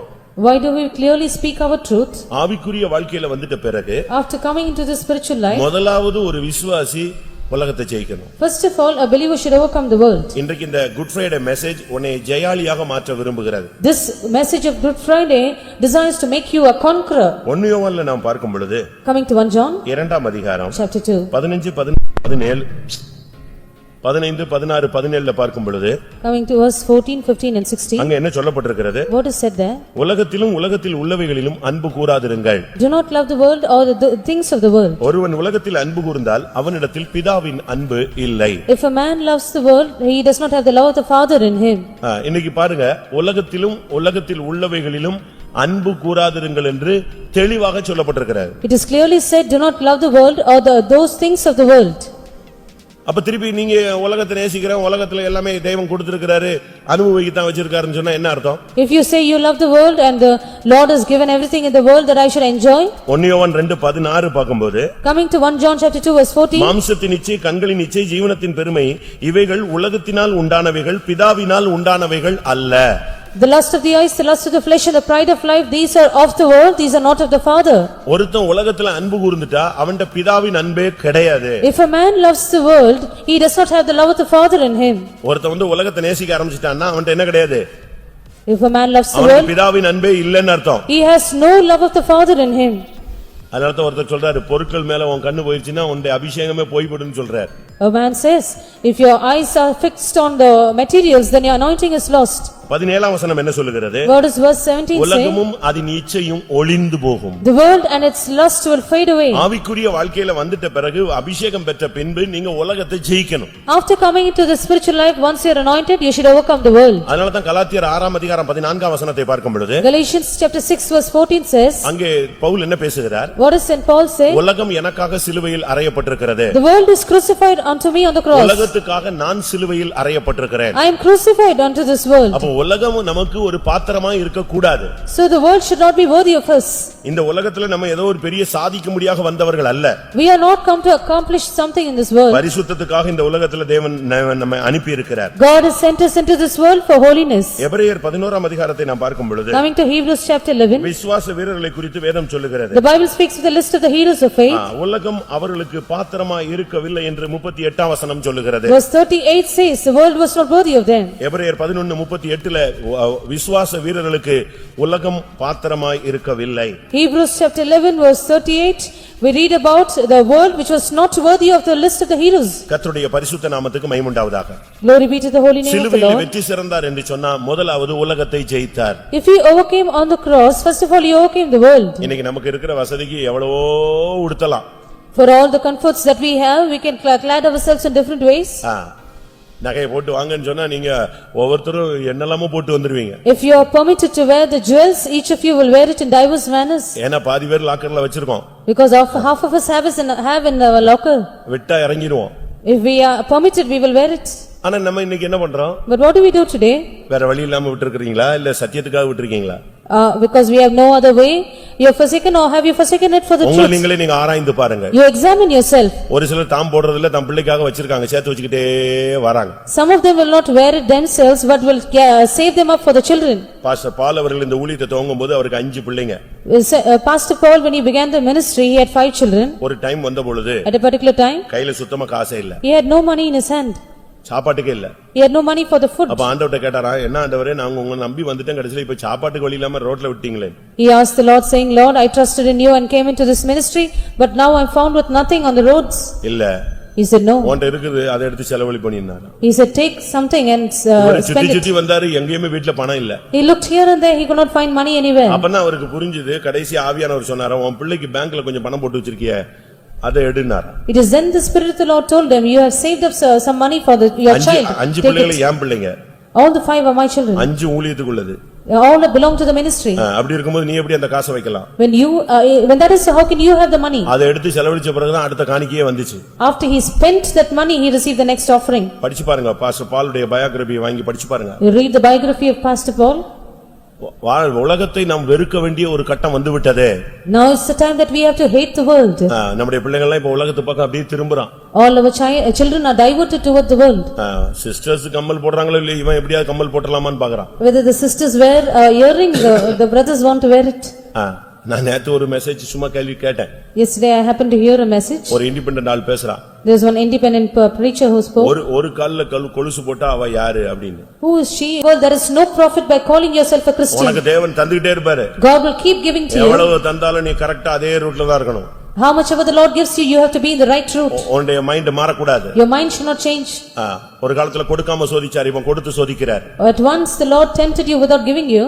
இன்னைக்கு எத்தனை பேர் உலகத்துல பிடிபட்டிருக்கீங்க? How many of you are entangled in the world today? உங்க Dress ஜெயிச்சிட்டீங்களா?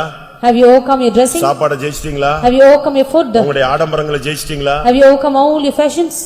நம்மள எத்தனை பேர் உலகத்தை ஜெயிச்சிருக்கோம்? How many of us have overcome the world? உலகத்தை ஜெயிக்காம நாம பரலோகம் போறோம்னா உன்னை நீ ஏமாத்துறேன்னு அர்த்தம். Without overcoming the world, if you keep on repeating I am going to heaven, you are deceiving yourself. இயேசு சொன்னார், நான் உலகத்தை ஜெயித்தேன். Jesus says, I have overcome the world. விசுவாசமே உலகத்தை ஜெயிக்கிற ஜெயம். Your faith is the victory which overcomes the world. தேவனால் பிறந்தது உலகத்தை ஜெயிக்கும். He that is born of God will overcome the world. நீ தேவனுக்கு பிறந்திருந்தேன்னா நிச்சயமா நீ உலகத்தை ஜெயிப்ப. If you are born of the Lord, you will surely overcome the world. இரண்டாவதாக, Secondly, இயேசு பாவத்தையும் மாம்சத்தையும் ஜெயித்தார். Jesus overcame sin and the flesh. ஒரு தேவனுடைய பிள்ளை இதுல வெற்றி சிறக்க வேண்டும். A child of God should triumph in this matter. சிலுவையிலே அவருடைய அந்த மாம்சம் அடித்து தொங்கப்பட்டது. His flesh was being smitten and hung on the cross. சிலுவையிலே தான் அந்த மாம்சத்தை பாவத்தை ஆக்கினைக்குள்ளாக தீர்த்தார். It is on the cross he brought into a condemnation the sin and the flesh. ரோமர் 8 அதிகாரம் 3 வசனம் என்ன சொல்லுகிறது? Romans chapter 8 verse 3, what does it say? அவர் பாவ மாம்சத்தை அங்கே ஆக்கினைக்குள்ளாக தீர்த்தார். He condemned sin in the flesh. பாவத்தையும் அந்த பாவ மாம்சத்தின் சாயலையும் அங்கே அழித்தார். He destroyed sin and the image of sin on the cross. முதலாவது ஒரு விசுவாசி உலகத்தை ஜெயிக்கணும். First of all, a believer should overcome the world. இரண்டாவது அவன் பாவத்தையும் மாம்சத்தையும் ஜெயிக்கணும். Secondly, he should overcome sin and the flesh. இந்த பாவம் மாம்சத்துக்குள்ள கிடக்கு. Sin is lying in the flesh. அதனால தான் கலாத்தியர் 5 அதிகாரம் 24 வசனத்தை பார்க்கும் பொழுது Galatians chapter 5 verse 24 says, கிறிஸ்துவினுடையவர்கள் they that are of Christ தங்கள் மாம்சத்தையும் அதன் ஆசை இச்சைகளையும் சிலுவையிலே அறைந்திருக்கிறார்கள். have crucified the flesh with the affections and lusts on the cross. கலாத்தியர் 2 அதிகாரம் 20 வசனத்திலே பார்க்கும் பொழுது Galatians 2:20, அங்க என்ன சொல்லப்பட்டிருக்கிறது? what is it said there? நான் சிலுவையில் அறையப்பட்டிருக்கிறேன். I am crucified on the cross. இன்னைக்கு சிலுவையில் அறைகிற ஒரு மார்க்கம் தான் நம்முடைய மார்க்கம். Our religion is one which crucifies on the cross. உன்னுடைய பாவம் சிலுவையில் அறையப்படணும். Your sin should be crucified on the cross. உன்னுடைய மாம்சத்தை நீ சிலுவையில் அறையணும். You should crucify your flesh on the cross. உன் கைகளையும் கால்களையும் சிலுவையில் அறைஞ்சிட்ட பிறகு நீ இஷ்டத்துக்கு போக முடியாது, இஷ்டத்துக்கு எதையும் செயல்படுத்த முடியாது. After your hands and feet are crucified, you cannot walk as you wish and do as you wish. ஒருத்தன் இஷ்டத்துக்கு சுத்துறான்னா என்ன அர்த்தம்? அவன் கால் சிலுவையில் அறையப்படலன்னு அர்த்தம். If a man is a vagabond and will wandering as he wishes, his feet are not yet sanctified. இஷ்டத்துக்கு தன்னுடைய கைகளால் செயல்படுத்துகிறான் என்று சொன்னால் அவனுடைய கைகள் சிலுவையில் அறையப்படலன்னு அர்த்தம். If he is operating as per his desire, his hands are not yet sanctified. அதனால தான் கிறிஸ்துவினுடையவர்கள் தங்கள் மாம்சத்தையும் அதன் ஆசை இச்சைகளையும் சிலுவையில் அறைந்திருக்கிறார்கள் என்று சொல்லி இருக்கிறார். That is why it is said, they that are of Christ have crucified the flesh with the affections and lusts on the cross. ரோமர் 6 அதிகாரம் 6 வசனத்துக்கு பார்க்கும்போது Romans chapter 6 verse 6, பாவ சரீரம் ஒளிந்து போகும் பொருட்டாக for the body of sin to be destroyed, நம்முடைய பழைய மனுஷன் அவரோடு கூட சிலுவையில் அறையப்பட வேண்டும். our old man should be crucified with him on the cross. இயேசு சிலுவையில் அறையப்பட்டது நோக்கம் பாவத்தை அங்கே சிலுவையில் அறைஞ்சார். The purpose of Jesus being crucified on the cross is that he crucified sin on the cross. இந்த பாவம் வாசம் செய்கிற இடம் எது? Where does sin dwell? இந்த மாம்சம். It is the flesh. அதனால தான் மாம்சத்தின் இச்சைன்னு சொல்றோம். That is why we call the lust and affections of the flesh. அந்த இரத்தத்துல அந்த பாவ வல்லமை இருந்துகிட்டே இருக்கு. There is the power of sin in the blood. இது உனக்குள்ள இருந்து இந்த இரத்தத்துல இருந்து இந்த பாவத்தை தூண்டிக்கிட்டே இருக்கும். This will keep on instigating in the blood. இந்த மாம்சத்தை நீ கடிவாளம் போட்டு அடக்கணும். You have to bridle your sin. அதுக்கு தான் அபிஷேகம். That is the anointing needed. ஞானஸ்நானத்துல நீ பாவி என்று உணர்கிறாய். At water baptism you realize you are a sinner. அப்படிதானே? Isn't that true? பாவ ஞானஸ்நானத்துல நீங்க என்ன செய்றீங்க? நான் பாவி. At water baptism you confess I am a இனிமே sinner. நான் பாவம் செய்ய மாட்டேன். Henceforth I will not sin. அப்ப ஞானஸ்நானத்துக்கு ஒப்பு கொடுத்துறீங்க. So you surrender to water baptism. ஆனா அபிஷேகத்துல என்ன நடக்குது? At anointing what happens? பாவத்தை மேற்கொள்ளக்கூடிய ஒரு வல்லமை உனக்கு கிடைக்கிறது. You receive a power to overpower sin. ரோமர் 7:24ல பார்க்கும் பொழுது Romans 7:24. அங்கே நிர்பந்தமான மனுஷன் நான், யார் என்னை விடுதலையாக்க முடியும் என்று ஒரு மனிதன் கதறுகிறான். A man cries out saying, "Oh wretched man that I am, who shall deliver me?" அப்ப அவனே சொல்றான் எனக்கு விடுதலை இல்லைன்னு சொல்றான். He himself says there is no deliverance. ரோமர் 8:2ல பார்க்கும் பொழுது Romans chapter 8 verse 2. கிறிஸ்துவினுடைய ஜீவனுள்ள ஆவியின் பிரமாணம் பாவ மரணம் என்பதிலிருந்து என்னை விடுதலையாக்கிற்றே. The law of the spirit of life in Christ hath made me free from the law of sin and death. அப்ப ஒவ்வொரு நாளும் இந்த பாவத்தை மாம்சத்தை நீ சிலுவையில் அறையும் பொழுது நீ வெற்றி சிறக்கிறாய். So every day when you crucify the sin and the flesh on the cross, you are triumphing. ஏசாயா 53:10 என்ன சொல்லுகிறது? Isaiah 53:10 what does it say? அவர் சிலுவையிலே நொறுக்கப்பட்டார். He was bruised on the cross. அவருடைய மாம்சம் அங்கே அடிக்கப்பட்டது. His flesh was torn. அங்கே அவர் பாடுகளுக்கு உட்பட்டார். He was brought under sufferings. கர்த்தரோ அவரை நொறுக்க சித்தமானார். It pleased the Lord to bruise him. இந்த மாம்சத்தை கட்டுப்படுத்தணும். We have to control the flesh. பாவத்தை நீ ஜெயிக்கணும்னா மாம்சத்தை உன் கண்ட்ரோல்ல கொண்டு வரணும். To overtake sin, you have to control the flesh. யாக்கோபு 3ஆம் அதிகாரத்தை நான் பார்க்கும் பொழுது Coming to James chapter 3. அங்க என்ன சொல்லி இருக்கிறது? What is it said there? ஒருவன் தன் சரீரம் முழுவதையும் கடிவாளத்தினால் அடக்கிக் கொள்ள வேண்டும் என்று யாக்கோபு 3:2 சொல்லுகிறது. James chapter 3 verse 2 says, "A man should bridle his whole body." இயேசு மாம்சத்தை ஜெயித்தவர். Jesus overcame the flesh. பாவத்தை ஜெயித்தவர். He overcame sin. எப்படி நீங்க சொல்ல முடியும்? How can you say that? அவர் சொல்றார் நான் சுயமாய் வரவில்லை. I came not on my own, he says. ஒரு ட்ரிப் கூட நான் சுயமா பேசினது கிடையாது. Not even once have I spoken of சுயமா myself. நான் எந்த வேலையும் செஞ்சது கிடையாது. I have not done anything on my own. அப்படி மாம்சத்தை full control வச்சிருந்தார். To that extent he had controlled his own flesh. மாம்சத்தை உங்களால ஜெயிக்க முடிஞ்சிருச்சா? Can you overcome the flesh? மாம்சம் உங்களுக்கு கீழ்ப்படிதா? மாம்சத்துக்கு நீங்க கீழ்ப்படிறீங்களா? Are you surrendering yourself to the flesh or is the flesh under your control? கவனிங்க. Pay attention. இத்தனை வருஷம் ஆச்சே உங்க மாம்சத்தை உங்களால கண்ட்ரோல் பண்ண முடிஞ்சிருச்சா? So many years have passed by, are you able to bridle your flesh? முனிவர்கள் சித்தர்கள்லாம் தங்களுடைய மாம்சத்தை கட்டுப்படுத்த முடியாம அதை அவங்க ஆணி அடிச்சாங்க, முள்ளுக்குள்ள கிடந்தாங்க, தலைகீழ தொங்குனாங்க. அப்படிலாம் செஞ்சு பார்த்தா உனக்கு விடுதலை கிடைக்கல. All those saints and sages, because they could not control their flesh, they tried to nail their flesh, they tried to hang upside down and so on. ஆனா நமக்கு அப்படி அல்ல. But for us it is not so. நமக்கு அபிஷேகம் இருக்கிறது. We have the anointing. இந்த அபிஷேகத்தின் மூலமாக ஆவியினால் சரீரத்தின் செய்கைகளை அழித்தால் பிழைப்பீர்கள். Through the anointing, if you shall mortify the deeds of the body, through the spirit you shall live. ரோமர் 8:13 அதை சொல்லுகிறது. Romans chapter 8 verse 13 says this. அதனால தான் 1 கொரிந்தியர் 15:31ல பேசும் பொழுது Coming to 1 Corinthians chapter 15 verse 31. அங்கே பவுல் என்ன சொல்கிறார்? What does Saint Paul say? அனுதினமும் நான் சாகிறேன். I die daily. இயேசு சிலுவையிலே முதலாவது உலகத்தை ஜெயித்தார். Jesus first overcame the world on the cross. இரண்டாவது பாவத்தை வெற்றி சிறந்தார். Secondly, he triumphed over sin. அதனால தான் வேதம் என்ன சொல்லுகிறது? What does the Bible say? அவரிடத்தில் பாவம் இல்லை. There is no sin in him. பாவத்தை அறியவில்லை. He did not know sin. பாவத்தை செய்யவில்லை. He did not commit any sin. இயேசுவுக்கு 3 குவாலிஃபிகேஷன் இருக்கு. 3 qualifications in Jesus. பாவம் அறியாதவர், Knew no sin. பாவம் செய்யாதவர், One who did no sin. பாவமே இல்லாதவர். One who has no sin. அதனால தான் அவர் பாவத்தை ஜெயித்தார். That is why he overcame sin. அதனால தான் எந்த பாவமும் அவர் கிட்ட வரவே முடியல. No sin could come nigh him. யாரு என்ன செஞ்சாலும் அவர் எதையுமே கண்டுக்க மாட்டார். Whatever anyone does, he will not bother. ஏனென்றால் அவருக்கு கூடல பாவ அறிவே கிடையாது. Because he had no knowledge of sin. ஒன்றை நீங்க புரிஞ்சுக்கணும். One thing you should understand. பாவத்தை அறிஞ்சிக்கிட்டு பாவத்தை விட்டுறணும்னு நினைச்சீங்கன்னா அது நடக்காத ஒரு காரியம். If you try to acquire a knowledge about sin and try to forsake it, it is impossible. உலகத்துல சொல்லுவான் களவும் கற்று மறன்னு. In the world they would say, you will learn it. சொல்லுவான் நீ திருடையும் கூட கத்துக்கிட்டு மறந்துருன்னு சொல்லுவான். அப்படி மறந்துட முடியுமா? You learn to steal and then forget. 10 ரூபாய் திருடுனவன் கொஞ்ச நாள் கழிச்சு 100 ரூபாய் திருடுவான். One who steals 10 rupees, after some will steal 100 rupees. பாவத்தை கத்துக்கிட்டு அத மறந்துறணும்ங்கிறது அல்ல. It is not to learn sin afterwards forget. அதனால தான் இயேசுவை பத்தி சொல்லிருக்கு பாவம் அறியாதவர். It is said about Jesus, he knew no sin. பாவம் செய்யாதவர். He did no sin. பாவம் இல்லாதவர். He has no sin. அப்படியானால் ஒரு விசுவாசி இதே நிலவரத்துக்கு இந்த தன்மைக்கு தன்னை கொண்டு வரணும். If that is true, a believer should also have the same qualification. மூன்றாவது மாம்சத்தை ஜெயிப்பது. Thirdly, to overcome the flesh. இந்த மாம்சம் தான் பெரிய பிரச்சனையே. The flesh is the greatest problem. இங்க உட்கார விடாது உன்னைய. It will not permit you to sit. உன்னை உட்கார விடாது. It will not permit you to sit. அப்படியே பறக்க பார்க்க வைக்கும். It will try to make you scatter. தொண்டை இப்பமே செத்து போற மாதிரி இருக்கும். தண்ணி குடிக்கிறதுக்கு வெளிய போய்டுங்க. Your throat will become so you want to drink water. இல்ல இப்பமே நீ பாத்ரூம் போணும்னு சொல்லி அந்த சுகர் மாதிரி இழுக்கும் நீ. It will make you feel like you are having diabetes, that you have to go to the bathroom. மாம்சத்தை ஒருத்தன் control பண்ணியாகணும். A man should control his இது flesh. மாத்திரமல்ல. Not only that. சினிமாக்கு போணும்னு சொல்லும், தூங்கணும்னு சொல்லும், என்னெல்லாமோ சொல்லும். அது உன்கிட்ட சொல்லுதே. It will instigate you to go to the cinema and try to do anything உன்னால else. உன் மாம்சத்தை கண்ட்ரோல் பண்ண முடியுதா? Are you able to control your flesh? நான் புதியவங்களை கேட்கல. I do not ask the newcomers. அபிஷேகம் பெற்றவங்களை கேட்கிறேன். I am asking the anointed ones. ஞானசானம் எடுத்தவர்களை அல்ல. Not those who are only water baptized. அபிஷேகம் பெற்ற உங்களில் எத்தனை பேர் உங்களுடைய மாம்சத்தை உங்களால கட்டுப்படுத்த முடியுது? How many of you who are anointed are able to control and bridle your flesh? உங்களால கட்டுப்படுத்த முடியுதா? Are you able to do it? 4 மணிக்கு எழும்பணும்னு சொல்லி பயங்கரமா ஜெபம் பண்ணிட்டு தூங்குவீங்க. 8 மணிக்கு தான் எழும்புற. You would pray well that you should rise up at 4 o'clock but finally wake up at 7. அப்போ உன்னால எதை கண்ட்ரோல் பண்ண முடியல? So what are you unable to control? தூக்கத்தை கண்ட்ரோல் பண்ண முடியல. Your sleep. கோபப்படக்கூடாதுன்னு சொல்லி டமால்னு என்னத்தையும் தூக்கி போட்டு உடைச்சிடுற. You do not want to get angry but finally you break something down. பேசக்கூடாதுன்னு பல்ல கடிச்சிட்டு கடைசில பட்டார்னு பஸ்ட் ஆயிடுறான். You will try to bite your tongue and control without speaking, finally you will burst.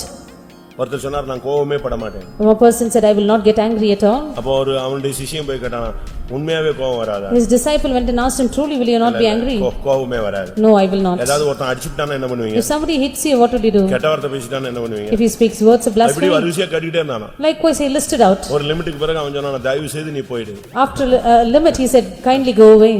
இதுதான் உண்மையான உலக மனுஷனுடைய அறிக்கை. This is the true confession of a worldly man. ஆனா வேதம் சொல்லுகிறது. But the Bible says கொலைகாரனாய் மாறி இருந்ததானே மோசே அப்படியே மாறி எப்படி மாறி இருந்தான்? ஆண்டவர் சொன்னாரு அவனை போல சாந்த குணமுள்ளவன் பூமியில ஒருவனுமே கிடையாது. Moses was a murderer. The Bible says that the Lord confessed about him that no one was as meek as him in the whole world. ஊரெல்லாம் சுற்றி பரிசுத்தவான்களை அடிச்சு நொறுக்குனதான சவுலாகிய பவுல் இப்ப அடின்னு அடிச்சாங்க, அடி வாங்கிட்டே கிடந்தான். Saul, who became Paul, who was wandering here and there and who was persecuting the church, now was being continually smitten and he was silently receiving the stripes. நீதான் ஜெயாளி. You overcome the flesh, you are the conqueror. உன் கண்ணை ஜெயிச்சிட்டேன்னா நீ ஜெயிச்சிட்டேன்னு அர்த்தம். If you overcome your eyes, you are the வாயை control பண்ணிட்டேன்னா இன்னும் கொஞ்சம் ஜெயிச்சிட்டேன்னு அர்த்தம். You control your mouth, you are a greatest victor. வயித்தை கண்ட்ரோல் பண்ணிட்டேன்னா இன்னும் கொஞ்சம் ஜெயிச்சிட்டேன்னு அர்த்தம். You control your stomach, then you are a greatest victor. கொஞ்சம் தூக்கத்தை கண்ட்ரோல் பண்ணிட்டேன்னா இன்னும் கொஞ்சம் ஜெயிச்சிட்டேன்னு You அர்த்தம். control your sleep, you are even more victorious. ஊர் சுத்துறத நிப்பாட்டிட்ட என்டர்டெயின்மென்ட் அது இதுன்னு டூர் போறதெல்லாம் நிப்பாட்டினா இன்னும் கொஞ்சம் ஜெயிச்சிட்டேன்னு அர்த்தம். You stop wandering here and there and stop going for tour, then you are even more victorious. TV net செல்ல ஜெயிச்சிட்டேன்னா நீ 90% ஜெயிச்சிட்டேன்னு அர்த்தம். If you overcome the television, the net and your mobile, then you are 90% overcoming. உங்களால மாம்சத்தை ஜெயிக்க முடியுதா? Are you able to overcome the flesh? அதனால தான் யோபு சொல்றான் என் கண்ணோட நான் உடன்படிக்கை பண்ணி வச்சிருக்கேன். Job says I have made a covenant with my eyes. யோபு 31:1ல சொல்றாரு என் கண்களோடு நான் ஒரு உடன்படிக்கை பண்ணி வைத்திருக்கேன். Job chapter 31 verse 1 he says I have made a covenant with my eyes. அதனால தான் யாரையும் நான் எந்த பொண்ணையும் திரும்பி கூட பார்க்கறதே கிடையாது. That is why I do not look upon a maid, he says. நான் என் கண்களோடு ஒரு உடன்படிக்கை பண்ணி I இருக்கேன். made a covenant with my eyes. உங்களை எத்தனை பேர் மாம்சத்தை பாவத்தை உலகத்தை ஜெயித்திருக்கிறீர்கள்? How many among you have overcome the flesh, the sin and the world? இயேசு பிசாசை ஜெயித்தார். Jesus overcame Satan. அது ஒரு விசுவாசியினுடைய முதல் ஊழியம். That is the first ministry of a believer. Mark 16:17 பாருங்கள். Mark's Gospel chapter 16 verse 7. விசுவாசிக்கிறவர்களால் நடக்கும் அடையாளங்கள் யாவன? What are the signs of them that believe?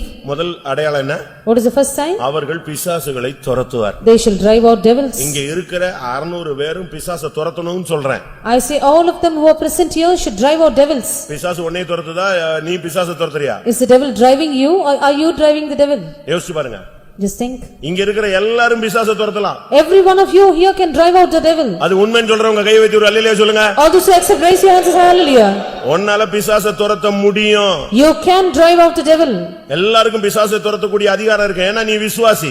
Everyone has the authority to drive out devil because you are a believer. அதுக்கு ஒரு pastor வரணும்னு அவசியம் இல்ல. There is no need for a pastor specially. ஒரு gifted person வரணும்னு அவசியம் இல்ல. There is no need for a special gifted person for the same. விசுவாசிக்கிறவர்களால் நடக்கும் அடையாளங்கள் யாவன? What are the signs of them that believe? லூக்கா 10 அதிகாரத்துல பார்க்கும் பொழுது Coming to Luke's Gospel chapter 10. அபிஷேகமே பெறாத சீசர்கள் பிசாசுகள் எங்களுக்கு கீழ்ப்படிகிறது ஆண்டவரே என்று சொன்னாங்க. The disciples who never received received the anointing says the devils obey them. அப்ப அபிஷேகம் பூமியில ஊற்றப்படவில்லை. The anointing was not poured forth that time. Pentecost நாளுக்கு முன்னாக விசுவாசத்தினால அவங்க பிசாசை துரத்துனாங்க. Before the day of Pentecost, by faith they cast out devils. அதனால அப்படினா என்ன அர்த்தம்? So what does that mean? ஞானஸ்நானம் எடுத்த விசுவாசி பிசாசை துரத்தலாம். A believer who is water baptized can drive out the devil. இன்னைக்கு எத்தனை பேர் பிசாசை துரத்துறீங்க? How many of you are driving out devils today? பிசாசுன்னு கரண்ட் ஆஃப் ஆனாலே இவன் பயந்துறான். If the power supply is off, then immediately he is scared. மேல சோத்துல பல்லிய பார்த்தாலே சிஸ்டர்ஸ் வீட்ல இருக்குறது இல்ல. If there is a lizard on the wall, the sisters are not in the house. சர்ப்பங்களை எடுப்பீர்கள். You shall take up serpents. தேள்களை மிதிப்பீர்கள். You shall trample over scorpions. சாவுக்கு ஏதுவான யாதொன்றை குடித்தால் அது உன்னை சேதப்படுத்தாது. If you shall drink anything that shall hurt you, it shall not hurt you. ஏனென்றால் உனக்குள் இருக்கிறவர் பெரியவர். He that is in you is greater. அந்த அளவு உனக்கு விசுவாசமும் நம்பிக்கையும் ஊட்டப்பட்டிருக்க வேண்டும். To that extent you should have faith and hope poured in you. எப்பொழுது நீ விசுவாசியா மாறினியோ, The day you became a believer, அப்பமே உனக்கு அதிகாரமும் வல்லமையும் கொடுத்தாச்சு. even on that day there is power and authority நீ given to உனக்குள்ள you. இருக்கிற வல்லமையை நீ எடுத்து வெளியே கொண்டு வரணும். You have to bring out the power and authority in you. சத்துருவின் சகல வல்லமைகளையும் மேற்கொள்ள நான் உனக்கு அதிகாரம் கொடுக்கிறேன். I give you authority to overcome all the powers of the devil. ஒன்றும் உங்களை சேதப்படுத்த மாட்டாது. Nothing shall by any means hurt you. நீ கொஞ்சம் உஷாரா செய்யணும். You have to be careful. எப்படி? How? இவ்வளவு கரண்ட் யூஸ் பண்றோம். You use so much of power. இத இன்சுலேஷனோட யூஸ் பண்ணிட்டா ஒண்ணுமே ஆகாது. Use it with insulation, there is no problem. நீ சும்மா போய் கம்பில கை வச்சினா தொங்கிட்டு தான் இருப்ப யாரா இருந்தாலும். You try to go and catch the wire, you will be hanging. அதுபோல Even so, சீக்கிரமா யார் மேலும் கை வையாதே. do not try to touch anyone easily. அவன் செய்த பாவங்களுக்கு நீ உடன்படாதே. Do not be a partaker of his sins. போன உடனே தள்ள கை வைக்கணும்னா இல்ல, நீ நின்னே ஜெபிக்கலாம். It does not mean you have to go and put your hand on it, lay your hands on him and pray. You can stand and pray. Pastor Aruldas சிஸ்டர்ஸோட visiting போகும்போது, Pastor Aruldas, when he used to visit the people along with the sisters, நேரா போய் பஸ்ல ஏறது இல்ல. he will not go and mount up a bus இந்த immediately. Sisters ஏறி அவருக்கு ஒரு சீட் போட்டுட்டு இருப்பாங்க. The sisters will go in and put a seat for him. பஸ்ல பயங்கர சண்டை வரும். There will be big quarrels in the bus. ஏனா கூட்டம் ஏற ஏற, Because as the crowd increases, அவ்வளவு பேர் அந்த சீட்டுக்கு தான் வருவாங்க. இது யார் சீட்? நான் உட்கார போறேன். everyone will be attracted towards that seat. அவர் வெளிய நிக்கறாரு. No, he is standing out. அப்ப ஒண்ணே சிஸ்டர் சொல்லுவாங்களா, பிரதர் நீங்க உள்ள வாங்க பிரதர், இங்க சீட்டுக்கு பயங்கர சண்டை நடக்குது. The sisters would say, please come in and sit in the seat because the people are fighting for the seat. இவரு வாரேன்னு சொல்லிட்டே இருப்பார். He would keep on saying, I will come, I will come. கடைசில bus கிளம்ப போற நேரத்துல ஏறிடுவார். Finally, when the bus is about to leave, he would get in. இவர் சீட்டுக்கு வந்தா, When the moment he gets to அந்த his seat, பஸ்ல பிசாசு பிடிச்ச 10-15 பேர் சீட்டுக்கு மேல ஏறி குதிச்சு ஜன்னல் கிண்ணல் எல்லாம் குதிச்சு ஓடிடுவாங்க. those people who are possessed in the bus will try to jump over the seat and run away. இதுக்கு தான் நான் மெல்ல வந்தேன்னு சொல்வார். He said, this is why I came late. நான் முதல்லயே வந்தேன்னா இவன் ஊருக்கே போக மாட்டான் ஒருத்தனும். If I come early, then no one will reach his place. அப்படி வல்லமை இருக்கு. Such powers are still existing. ஏனென்றால் உனக்குள் இருக்கிறவர் பெரியவர். He that is in you is greater. உனக்குள்ள அந்த வல்லமை இருக்கு. There is your power in you. நீங்க அதை யூஸ் பண்றது தெரியாம உட்கார்ந்திருக்கீங்க. You are unable to make use of it. அப்படிதானே? Isn't that true? அதுக்கு உலகத்துல எவ்வளவோ சம்பவங்கள் சொல்றாங்க. There are so many incidents in the world. ஒருத்த ஷிப்ல டிராவல் பண்றான். A man was traveling in the ship. Ship போயிட்டே இருக்கு. The ship was moving. சாப்பாடு டைம் வந்துச்சு. It was the time of எல்லாரும் போய் சாப்பிட்டாங்க. Everyone went for their food. அவங்க தேவையானதெல்லாம் வாங்கி சாப்பிட்டாங்க. People took their need. இவன் பாத்துக்கிட்டே இருந்தான். He was watching. சாப்பிடாம போய் ரூம்ல படுத்துக்கிட்டான். Without eating, he went back to his room. Night வந்துச்சு. It was the night. எல்லாரும் போய் சாப்பிட்டாங்க. Everyone went for the dinner. இவன் போய் எட்டி பார்த்தான். He went and saw. யாரும் கூப்பிடுற மாதிரி இல்ல. No one invited him. கையில காசும் இல்ல. He had no money. பேசாம போய் படுத்துக்கிட்டான். He went back to his seat. அப்ப பக்கத்து சீட்ல உள்ளவங்க கேட்டா, என்னடா நீ மத்தியானமும் சாப்பிடல, நைட்டும் சாப்பிடல, காலையும் சாப்பிடல, ஏன் தம்பி என்ன உனக்கு என்ன ப்ராப்ளம், உடம்பு சரியில்லையா? His neighbor asked him, why you do not take the food in the afternoon and the night? Is there any problem with you? அப்ப அவன் சொன்னான், Then he said, நான் டிக்கெட் மட்டும் தான் எடுத்தேன், சாப்பாட்டுக்கு கையில காசு இல்ல, நான் வறுமையில இருக்கேன் அப்படின்னு சொன்னான். I only took the ticket, I do not have money for my food because I am in poverty. ஊர் போய் சேர்ந்தா போதும் நான் வந்திருக்கிறேன். I only want to reach my place. டிக்கெட்லயே எல்லாம் பே பண்ணிருக்கடாப்பா, உனக்கு ஃப்ரீயா சாப்பாடு கொடுப்பாங்க, நீ அதுக்கு தான் இங்க பயந்து போய் இங்க உட்கார்ந்திருக்கியான்னு கேட்டான். He said that you have paid everything in your ticket, they will give you free of cost the food. Why are you seated here fearing? ரட்சிப்பிலேயே உனக்கு எல்லா பவரும் கொடுத்தாச்சு. At salvation all power is given unto you. நீ தான் இப்போ பசியில பட்டினில தரதரமா சுத்திட்டு அலையற. It is you who are in hunger and famine and going around and எல்லா partying. அதிகாரமும் இருக்கு. யோவான் 1ஆம் அதிகாரத்தை படிச்சு பாருங்க, 12-13 வசனம். எவர்கள் இயேசுவின் நாமத்தை விசுவாசிக்கிறார்களோ அத்தனை பேரும் அவருடைய பிள்ளைகள் ஆகும்படி அவர்களுக்கு என்ன செய்யப்பட்டிருக்கிறது? அதிகாரம் கொடுக்கப்பட்டிருக்கிறது. John's Gospel chapter 1, if you read, you see all those who believe on the name of Jesus, they have the power and authority given in the name of Jesus. அந்த அதிகாரத்தை நீங்க யூஸ் பண்ண முடியுமா முடியாதா? Are you able to, can you use that power? நீங்க use பண்ணணும். You have to use it. நம்ம வாலிப எல்லாம் பிசாசை துரத்தலாம். Our young boys and girls can cast out devils. உங்களுக்குள்ள ஒரு அதிகாரத்தை நீங்க யூஸ் பண்ணி பாருங்க. Make use of the power and authority authority in you. அதனாலதான் நான் இருந்த சபைகள்ல நான் என்ன சொல்றேன்னா, The churches that I am there, I will tell, யாராவது பிசாசு துரத்தணும்னா கிட்ட போய் நில்லு. go stand very close to one who is casting out the devil. விழுந்து ஓடி போயிராத. Do not run away. நீ போன உடனே The moment you go there, ஐயோ எரியுதுன்னு சொன்னா உனக்கு பவர் இருக்குன்னு அர்த்தம். if the person says it is burning, then you have the power. போ சிஎம்சிக்கு போ. Go to CMC. ஜெபம் பண்ணு. Pray. ஒருத்தன் நீங்க நேத்து வந்து ஜெபிச்சீங்க எனக்கு சுகமாயிச்சுன்னா உனக்கு என்ன இருக்கு? ஹீலிங் பவர் இருக்குன்னு அர்த்தம். If a person says you came and prayed for me yesterday and I was healed, you have the healing power. உனக்குள் இருக்கிறவர் பெரியவர் என்பதை நீ யூஸ் பண்ணி பாரு. You try and use that one who is in you is greater. நீ ஒண்ணுமே செய்ய மாட்ட. You will not do anything. வர்றது 10:30 போறது 11:30 திருப்பி எந்த பரலோகத்துக்கு போறது? You come at 10:30, return at 11:30, then which heaven will you head to? ஸ்தோத்திர பாட்டு பாடும்போதும் கிடையாது, ஆமென் போடும்போது நீ கிடையாது. You are not here for the praising song, you are not here for saying amen. உலகத்து மனுஷன் இன்னைக்கு கர்த்தருக்குள்ள வந்து எவ்வளவு ஸ்ட்ராங்கா இருக்காங்க. The worldly man has come into the Lord, he is so strong in the Lord. உனக்கு பிசாசை துரத்தக்கூடிய அதிகாரம் இருக்கிறது. You have the power to drive out the devil. 1 யோவான் 2 அதிகாரம் 13 14 வசனத்திலே வாலிபர்களே நீங்கள் பொல்லாங்கனை ஜெயித்ததினால் உங்களுக்கு எழுதுகிறேன். 1 John chapter 2 verses 13 and 14 he says, "O young man, because you have overcome the wicked one, I write unto you." வாலிபர்கள் பொல்லாங்கனை ஜெயிக்க வேண்டும். The young men should overcome the wicked one. அதுதான் ரொம்ப முக்கியமானது. That is the most important thing. இன்னைக்கு எத்தனை பேர் சாத்தானை ஜெயிக்கிறீர்கள்? How many of you overcome Satan today? எத்தனை பேர் பொல்லாங்கனை ஜெயிக்கிறீர்கள்? How many of you overcome the wicked one today? வெளிப்படுத்தல் 12 அதிகாரம் 11 வசனத்தை பார்க்கும் பொழுது Revelation chapter 12 verse 11, வலு சர்ப்பத்தை அவர்கள் ஆட்டுக்குட்டியின் இரத்தத்தினாலும் சாட்சியின் வசனத்தினாலும் அவர்கள் ஜெயித்தார்கள். by the blood of the lamb and by the word of the testimony they overcame the dragon, the old serpent. வசனத்தை யூஸ் பண்ணு. Use the word of God. வல்லமையை யூஸ் பண்ணு. Use your power. உன்னுடைய முழங்காலை யூஸ் பண்ணு. Use your knees. இயேசுவின் நாமத்தில் உள்ள அதிகாரத்தை யூஸ் பண்ணு. Use the power in the name of Jesus. நீ போன்னு சொல்லு, அது போய்தான் ஆகும். You say get thee hence, it will leave. அது உன்னை பயப்படுத்தும். உனக்கு பரிசுத்தம் இல்ல, உனக்கு தெய்வீகம் இல்ல, உனக்கு அது இல்ல இது இல்லன்னு உன்னை சொல்லி அதரியப்படுத்தும். It will try to discourage you and threaten you, saying you do not have holiness, you do not have this and that. ஒரு பாஸ்டர் போய் ஒரு பிசாசு துரத்த போனார். This one pastor who headed to drive out a devil. அது சொல்லிச்சான், ஏய் உனக்கு தகுதி இல்லன்னு உனக்கே தெரியும், வேலைய பார்த்து போன்னு சொல்லி. It said, you know that you are not worthy to drive out a devil, you better mind your business. அவனே அவர் சொன்னாரா? He said, ஆமா தகுதி இல்லன்னு எனக்கும் தெரியும். I know I am not qualified. அது எனக்கும் எங்க தேவனுக்குள்ள understanding. That is the understanding between me and my God. அது ஆண்டவருக்கு தெரியும், எனக்கும் தெரியும். God knows and I know about it. ஆனா நான் இப்போ இயேசுவின் நாமத்திலே சொல்றேன் போன்னு சொல்லியா. But now in the name of Jesus I ask you to go away, get out. பொத்துன்னு விழுந்து போயிடுச்சு. It fell and it went away. முதல்ல அது உன்னை அதிரியப்படுத்தும், உன்னை குற்றப்படுத்தும், உன்னை அது இதுன்னு உன்னை குழப்பி உன்னை ஓட விடும். First of all it will come and discourage you, it will accuse you and confuse you and trouble you and make you run away. ரெண்டு பேர் பிசாசு துரத்த போனாங்க. Two of them went to drive out a devil. ரெண்டு பேர் வேகமா போயிட்டு இருக்காங்க. They were going in hastiness. இடையில ஒரு விசுவாசி வீடு. In between there was a believer's house. இவங்க ரெண்டு பேரும் பயங்கர fasting. They were in fast. இவங்க வர்றாங்கன்னா அங்க ஒரு பெரிய கூட்டம் காத்து கிடக்குது. There was a big group waiting for them. இப்போ என்ன நடந்தது? Now what happened? போயிட்டே இருக்காங்க ரெண்டு பேரு. On their way, ஒரு விசுவாசி அம்மா கூப்பிடுச்சு. there was a believer sister who called, எங்க வீட்லயும் ஒரு ஜெபம் பண்ணிட்டு போங்க. make a small prayer in my house. அங்க போன உடனே When they went there, அவங்க குடிச்சிட்டு போங்கன்னாங்க. they said, take a small drink. இல்ல நாங்க குடிக்கல. No, we will not. ஒரு கொஞ்சம் கிரேப்ஸ் ஆது சாப்பிடுங்களேன். At least eat the grapes. Grapes வச்சாச்சு. They had the grapes. இப்போ ஒருத்தர் சொன்னாரு, இல்ல நாங்க வந்து ஒரு முக்கியமான நோக்கத்துக்கு போயிட்டு இருக்கோம். One said we are going for an important purpose. நாங்க ஃபாஸ்டிங். We are fasting. வேண்டாம். No. ஆனா கூட போன இன்னொருத்தர் அவரும் ஃபாஸ்டிங் தான். The one who accompanied him was also fasting. Grapes பார்த்த உடனே அப்படியே இழுத்துடுச்சு.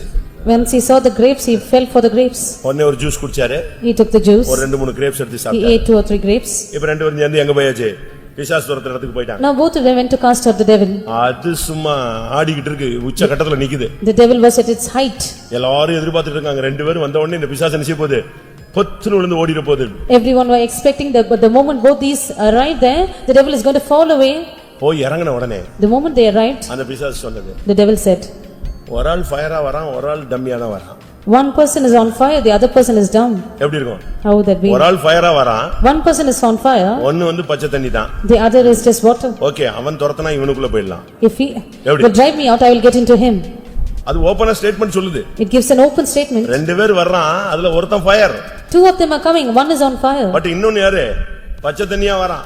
The other is not so. இவன் துரத்தனா நீ போன்னு சொன்னா நான் யாருக்குள்ள போய்டுவேன்? If one person will drive me out, I will get into the other. இன்னொரு ஆள் பச்சை தண்ணியா வந்திருக்கான், அவனுக்கு கிரேப்ஸ் சாப்பிட்டது பச்சை தண்ணி ஆயிடுச்சு. One who ate the grapes is now become as nothing. நம்ம ஒரு கப் ஓட்ஸ் குடிச்சிட்டு வரோம், அது பச்சை தண்ணியா ஐஸ் வாட்டரா மாறுதான்னு தெரியல எனக்கு. We do not know the 1 cup of oats that we drink whether it has become as just plain water or ice water. நம்ம ஃபாஸ்டிங்னா என்னது? What is our fasting? நம்ம ஃபாஸ்டிங்ல எப்படி?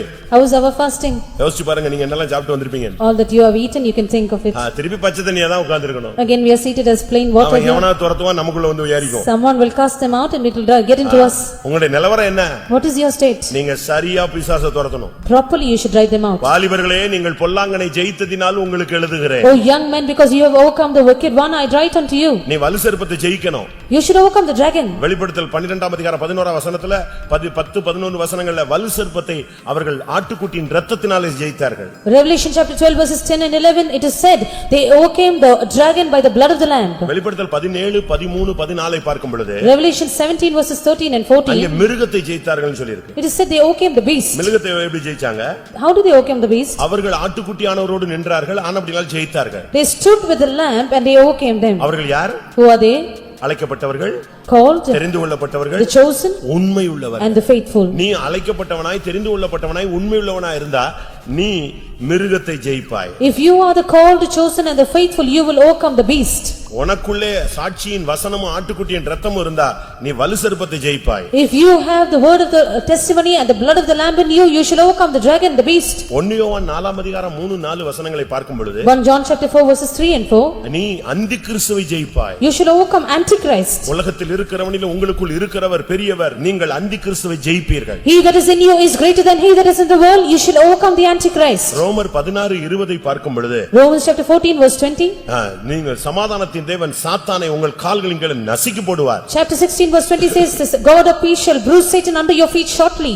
1 யோவான் 3ஆம் அதிகாரம் 8ஆம் வசனத்தை பார்க்கும் பொழுது 1 John chapter 3 verse 8, வேதம் என்ன சொல்லுகிறது? what does the Bible say? பிசாசின் கிரியைகளை அழிக்கும்படியாக தேவகுமாரன் வெளிப்பட்டார். The Son of God manifested that he may destroy the works of the devil. அப்ப இவைகளிலிருந்து ஒட்டுமொத்தமாக நாம் பார்க்கும் பொழுது When you sum them all up, இயேசு சிலுவையிலே எதை வெற்றி சிறந்தார்? what did Jesus triumph on the cross? முதலாவது உலகத்தை ஜெயித்தார். First of all, he overcame the world. இரண்டாவது பாவத்தை ஜெயித்தார். Secondly, he overcame sin. மூணாவது மாம்சத்தை ஜெயித்தார். Thirdly, he overcame the flesh. நான்காவது அவர் சாத்தானை ஜெயித்தார். Fourthly, he overcame the devil. பொல்லாங்கனை ஜெயித்தார். He overcame the wicked one. மிருகத்தை ஜெயித்தார். He overcame the beast. வலுசர்ப்பத்தை He ஜெயித்தார். overcame the dragon. அந்தி கிறிஸ்துவை He ஜெயித்தார். overcame the Antichrist. எல்லாவற்றுக்கும் மேலாக Above all, மரணத்தை இயேசு ஜெயித்தார். Jesus overcame death. ஏசாயா 25:8 பார்க்கும் பொழுது Isaiah chapter 25 verse 8, மரணத்தை அவர் ஜெயமாய் விழுங்கினார். he swallowed up death in victory. அப்போஸ்தலர் 2:24 பார்க்கும் பொழுது Acts chapter 2 verse 24, மரண உபாதை அவரை கட்டி இருக்க முடியவில்லை. the pangs of death could not tie him up. மரண உபாதையின் கட்டை அவிழ்த்தார். He broke the pangs of death. ஒரு விசுவாசி மரணத்தை ஜெயிக்கணும்.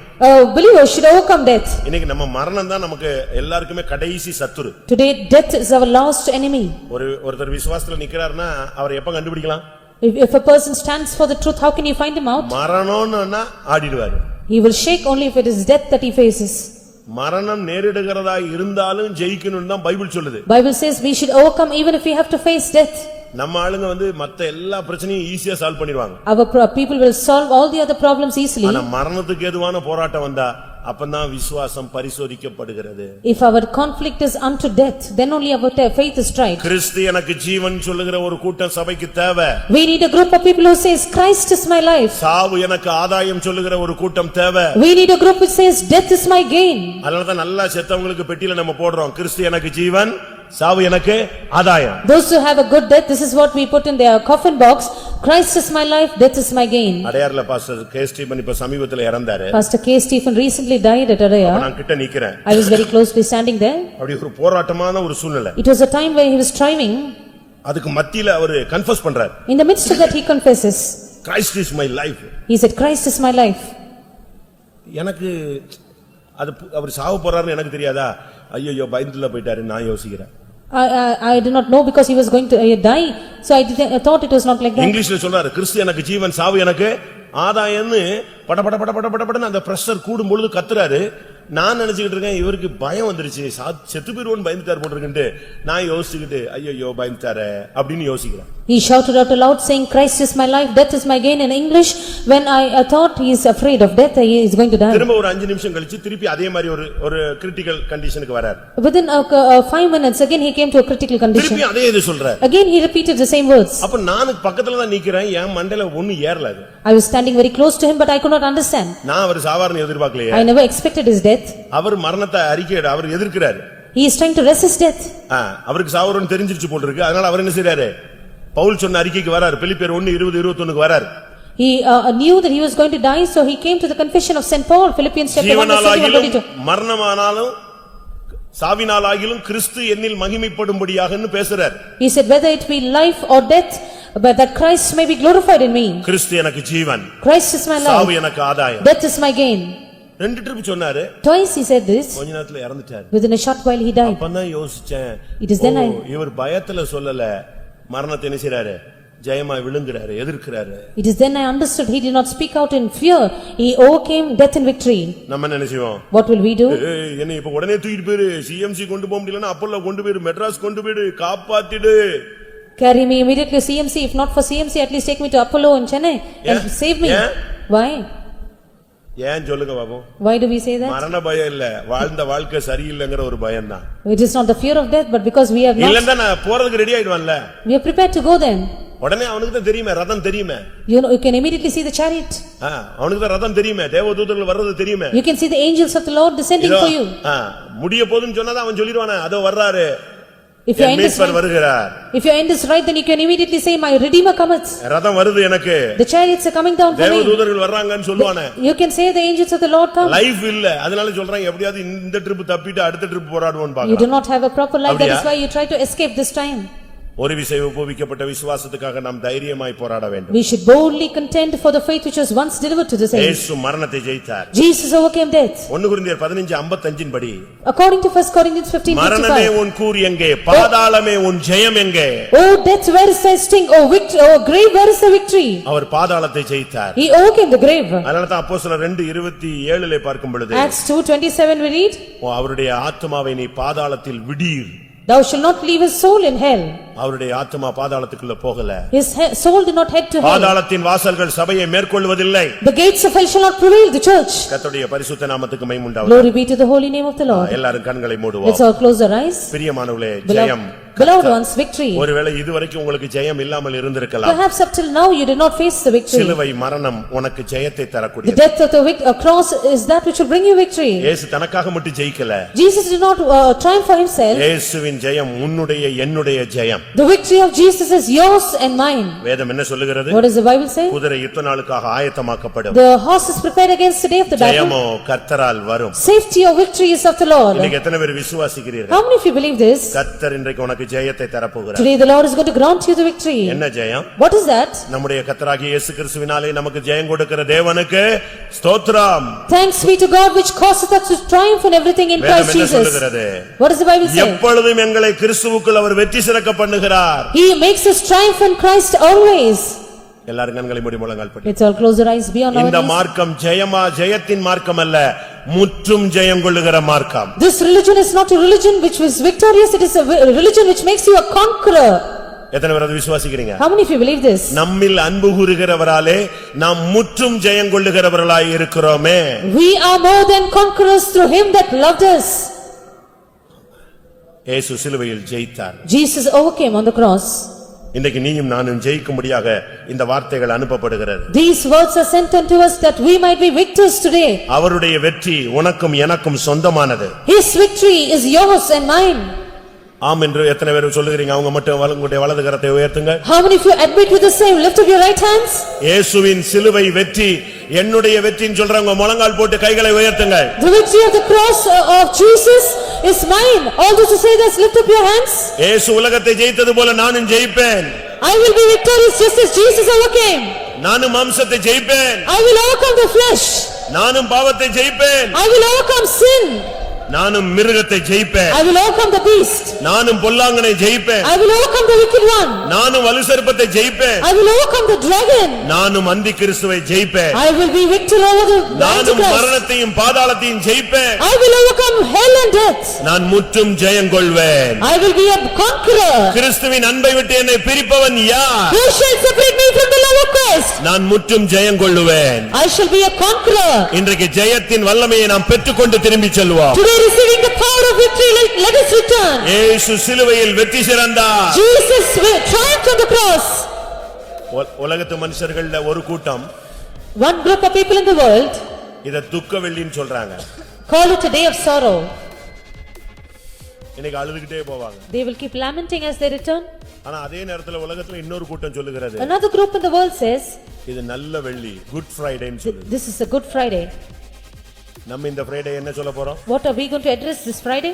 ஜெயத்தின் வெள்ளின்னு சொல்ல போறோம். We will call this a victorious Friday. எத்தனை பேர் அப்படி சொல்ல முடியும்? How many of you can say that? என் இயேசு எனக்காக சிலுவையிலே வெற்றி சிறந்தார். My Jesus was victorious on the cross for me. தோற்று போன என்னை ஜெயிக்க வைக்கும்படியாக, To make me victorious who was defeated. தோற்று போன என்னை ஜெயிக்க வைக்கும்படியாக, To make me victorious who was defeated. இயேசு எனக்காக ஜெயித்தார். Jesus overcame for me. இன்றைக்கு நானும் ஜெயிப்பேன். Today I shall overcome. இன்றைக்கு ஜெயத்தின் அபிஷேகத்தை பெற்றுக்கொண்டு எழும்பி செல்லுங்க. Receive the anointing of victory and return. இதுவரை தோற்ற நீ இனிமேல் ஜெயிப்பாய். You who are defeated up till now shall be victorious henceforth.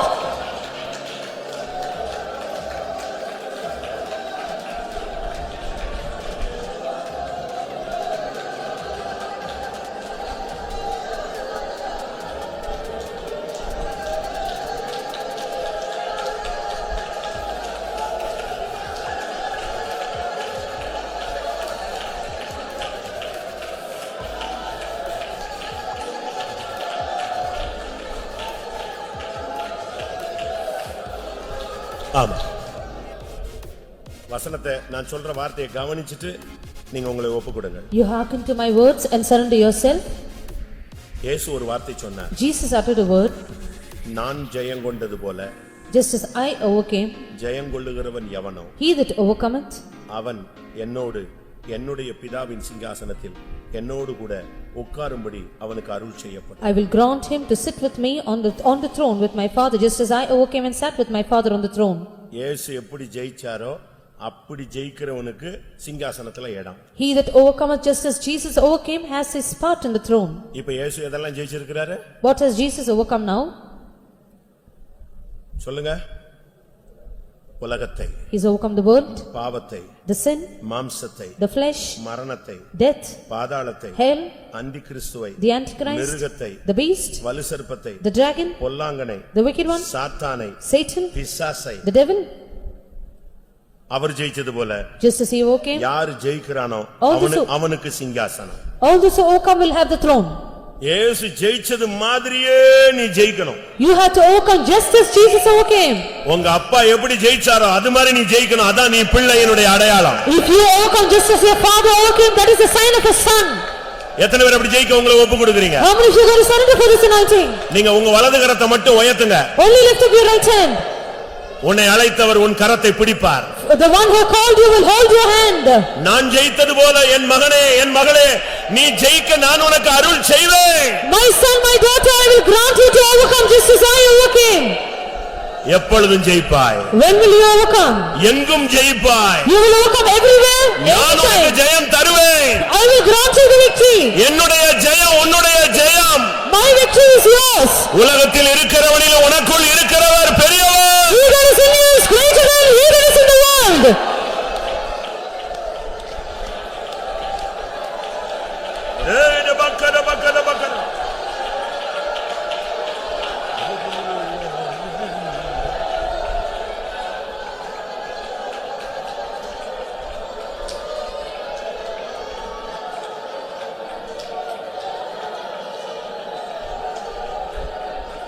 உலகில் உள்ளவனிலும் என்னில் இருப்பவர் பெரியவர்.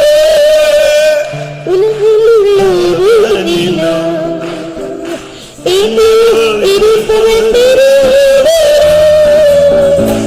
உன்னை வல்லமையால் ஜெயம் இருப்பவர் பெரியவர்.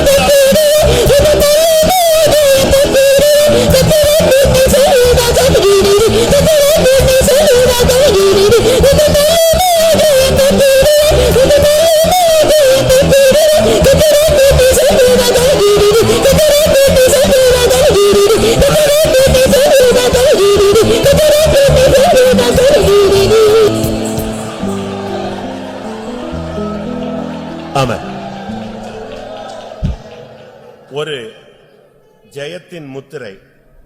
நீ ஜெயிப்பாய்ங்கிற ஒரு வார்த்தை, உன்னை ஜெயிக்க வைப்பாங்கிற ஒரு அஷ்யூரன்ஸ் இந்த கூட்டத்துல உனக்கு இப்ப கிடைக்கணும். You are going to receive an assurance that you will be victorious. You will have a seal of victory on you.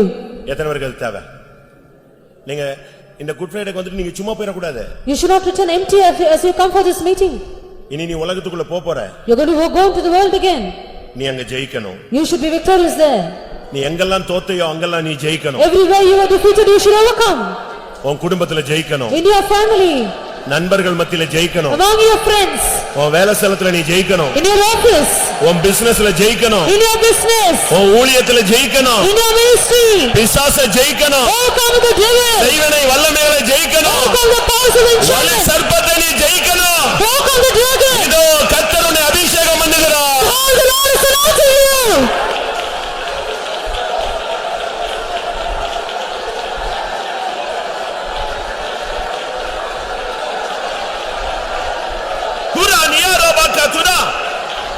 Amen, amen, amen, amen.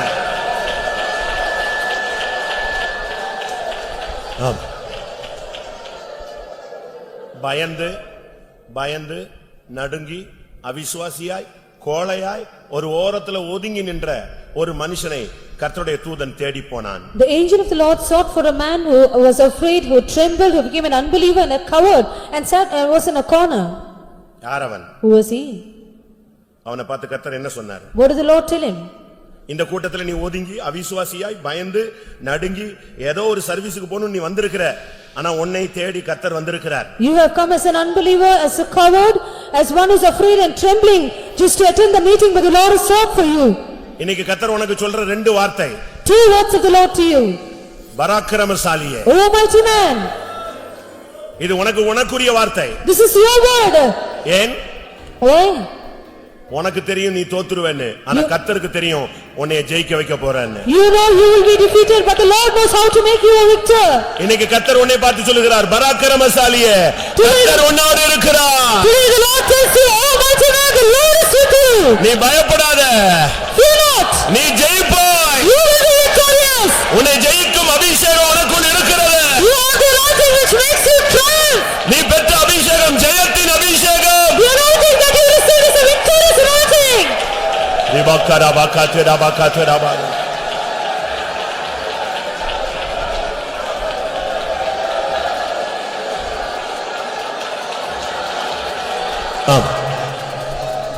யாரை பார்த்து கர்த்தர் பராக்கிரமசாலியே உன்னோடு இருக்கிறார் என்ற வார்த்தை சொன்னாரோ, To whom the Lord said, oh mighty man, the Lord is with you. அவங்களுக்காக கர்த்தர் என்ன செய்ய போறார்? What is the Lord going to do for them? பயங்கர பராக்கிரமசாலியாய் அவர்களோடு கூட இருக்க போகிறார். The Lord is going to be with them as a mighty terrible man. இதுவரை தோற்றாய், இனிமேல் நீ ஜெயிப்பாய். Up till now you were defeated, henceforth you will be victorious. ஆமென். எத்தனை பேர் விசுவாசிக்கிறீர்கள்? How many of you believe this? இன்றைக்கு கர்த்தர் உன்னை ஜெயிக்க வைத்து அனுப்புகிறார். Just the Lord is going to make you a victor. Challenge பண்ணி பாரு. You challenge. உன்னை அழைத்தவர் ஜெயித்தவர். The God who called you is the one who is a victor.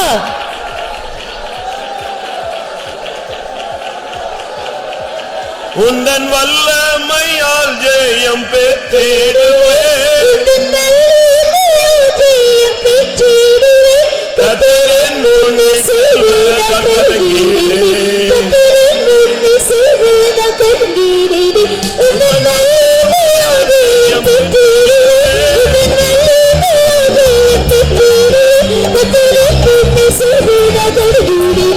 கர்த்தரின் முன்னே செல்வ கட்டளையிலே. உந்தன் வல்லமையால் ஜெயம் பெற்றிடுவேன். உந்தன் வல்லமையால் ஜெயம் பெற்றிடுவேன். கர்த்தரின் முன்னே செல்வ கட்டளையிலே. கர்த்தரின் முன்னே செல்வ கட்டளையிலே. உந்தன் வல்லமையால் ஜெயம் பெற்றிடுவேன். உந்தன் வல்லமையால் ஜெயம் பெற்றிடுவேன். கர்த்தரின் முன்னே செல்வ கட்டளையிலே. கர்த்தரின் முன்னே செல்வ கட்டளையிலே. கர்த்தரின் முன்னே செல்வ கட்டளையிலே.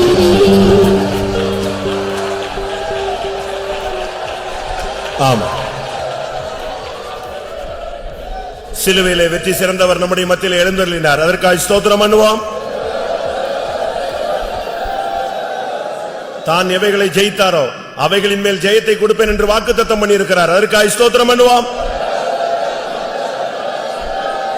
நம்மை ஜெயிக்க வைக்கத்தக்கதான அபிஷேகத்தை இந்த காலவெளியில நம்ம மேல் அனுப்பினார். அதற்காக ஸ்தோத்திரம் பண்ணுவோம். ஜெயாளிகளாய் வாழ்ந்து அவரை சந்திக்க உதவி செய்ய முடியாது. ஸ்தோத்திரம் பண்ணுவோம். பிதா குமாரன் பரிசுத்த ஆவியானவருக்காய் ஸ்தோத்திரம் பண்ணுவோம். எல்லா மகிமையும் அவருக்கே செலுத்தி ஸ்தோத்திரம் பண்ணுவோம். சொத்தனாம் பரிசுத்தமுள்ள நல்ல ஆண்டவரே, ஆசீர்வதிக்கப்பட்ட நம்முடைய மகிமையின் சமூகத்துக்காய் நன்றியோடு ஸ்தோத்திரிக்கிறோம். பரிசுத்த ஆவியானவர் இந்த காலவெளியில எங்கள் மத்தியில கடந்து வந்தீர் ஆண்டவரே. எங்களுடைய ஆராதனை நீர் பொறுப்படுத்தி ஆசீர்வதித்து இந்த காலவெளியிலையும் கூட முழு உலகம் தாமே துக்கத்தில் ஆழ்ந்து உம்மை ஆராதித்துக் கொண்டிருக்கிற இந்த காலவெளியிலே நாங்கள் உங்களை ஜெயத்தோடு சந்தோஷத்தோடு உங்களுடைய சமூகத்தில் ஆராதிக்க நீர் எங்களை சிலுவையில் சிந்தின ரத்தத்தினால எங்களுக்கு பிரதான ஜெயத்தை வெற்றி எங்களுக்கு தந்திருக்கிறதான தேவன் ஆண்டவரே, ஜெயத்தோடு ஆராதிக்க மகிமைப்படுத்த இந்த காலவெளியில எங்களுக்கு உதேசித்தர் இருக்க நன்றியோடு ஸ்தோத்திரிக்கிறங்க தாவே. ஆண்டவரே, நீர் இந்த காலவெளியிலே எங்களுடைய ஆராய்ந்து ஒவ்வொரு பதிலையும் ஆசீர்வதித்தீர் ஆண்டவரே. கர்த்தாவே, நீர் எங்களோடு பேசின ஜீவ வார்த்தைகளுக்காக நமக்கு ஸ்தோத்திரம் ஆண்டவரே. நீ துரத்தனங்களையும் அதிகாரங்களையும் உரிந்து கொண்டு வெளியரங்கமான கோலமாகி சிலுவையில் அவங்க மேல் வெற்றி சிறந்ததான இந்த வார்த்தையின்படி எங்களோடு பேசின தயவுக்கா நன்றியோடு ஸ்தோத்திரிக்கிறோம். நீர் சகலத்தை சிலுவையில் வெற்றி சிறந்தீர் ஆண்டவரே. கர்த்தாவே, நமக்கு ஸ்தோத்திரம். நீர் உலகத்தை வெற்றி சிறந்தீர் ஆண்டவரே. நீர் மாம்சத்தை வெற்றி சிறந்தீர் ஆண்டவரே. பாவத்தை நீர் வெற்றி சிறந்தீர் ஆண்டவரே. கர்த்தாவே, பிசாசை நீர் ஜெயித்தீர் ஆண்டவரே. ஆண்டவரே, அந்த ஜெயத்தின் தேவன் எங்களோடு கூட இருக்கிற தெய்வக்கா நன்றியோடு ஸ்தோத்திரிக்கிறோம். நீர் அந்தி கிறிஸ்துவை வெற்றி சிறந்தீர் ஆண்டவரே. கர்த்தாவே, உமக்கு ஸ்தோத்திரம். வலசர்ப்பத்தை நீர் வெற்றி சிறந்தீர் ஆண்டவரே. கர்த்தாவே, உமக்கு ஸ்தோத்திரம். மரணத்தையும் பாதாளத்தையும் வெற்றி சிறந்தீர் ஆண்டவரே. நீ ஜெயவிந்தராய் ஜெயித்து நீர் கர்த்தா மூன்றாம் நாள் உயிர்த்தெழுந்தீர் ஆண்டவரே. அந்த இயேசு எங்களோடு கூட இருக்கிறீர் ஆண்டவரே. கர்த்தாவே, சமாதானத்தின் தேவன், சாத்தானின் கால்களில் நசுக்கிற தேவன் எங்களோடு கூட இருக்கிறது அன்றைய ஸ்தோத்திரிக்கிற ஆண்டவரே. கர்த்தாவே, நீ உலகத்தில் உள்ளவரை பார்க்கலும் உங்களோடு இருக்கிற பெரியவர் என்று சொல்லிக்கிறீர். பெரிய தேவன் எங்களோடு கூட இருக்கிறீர் ஆண்டவரே.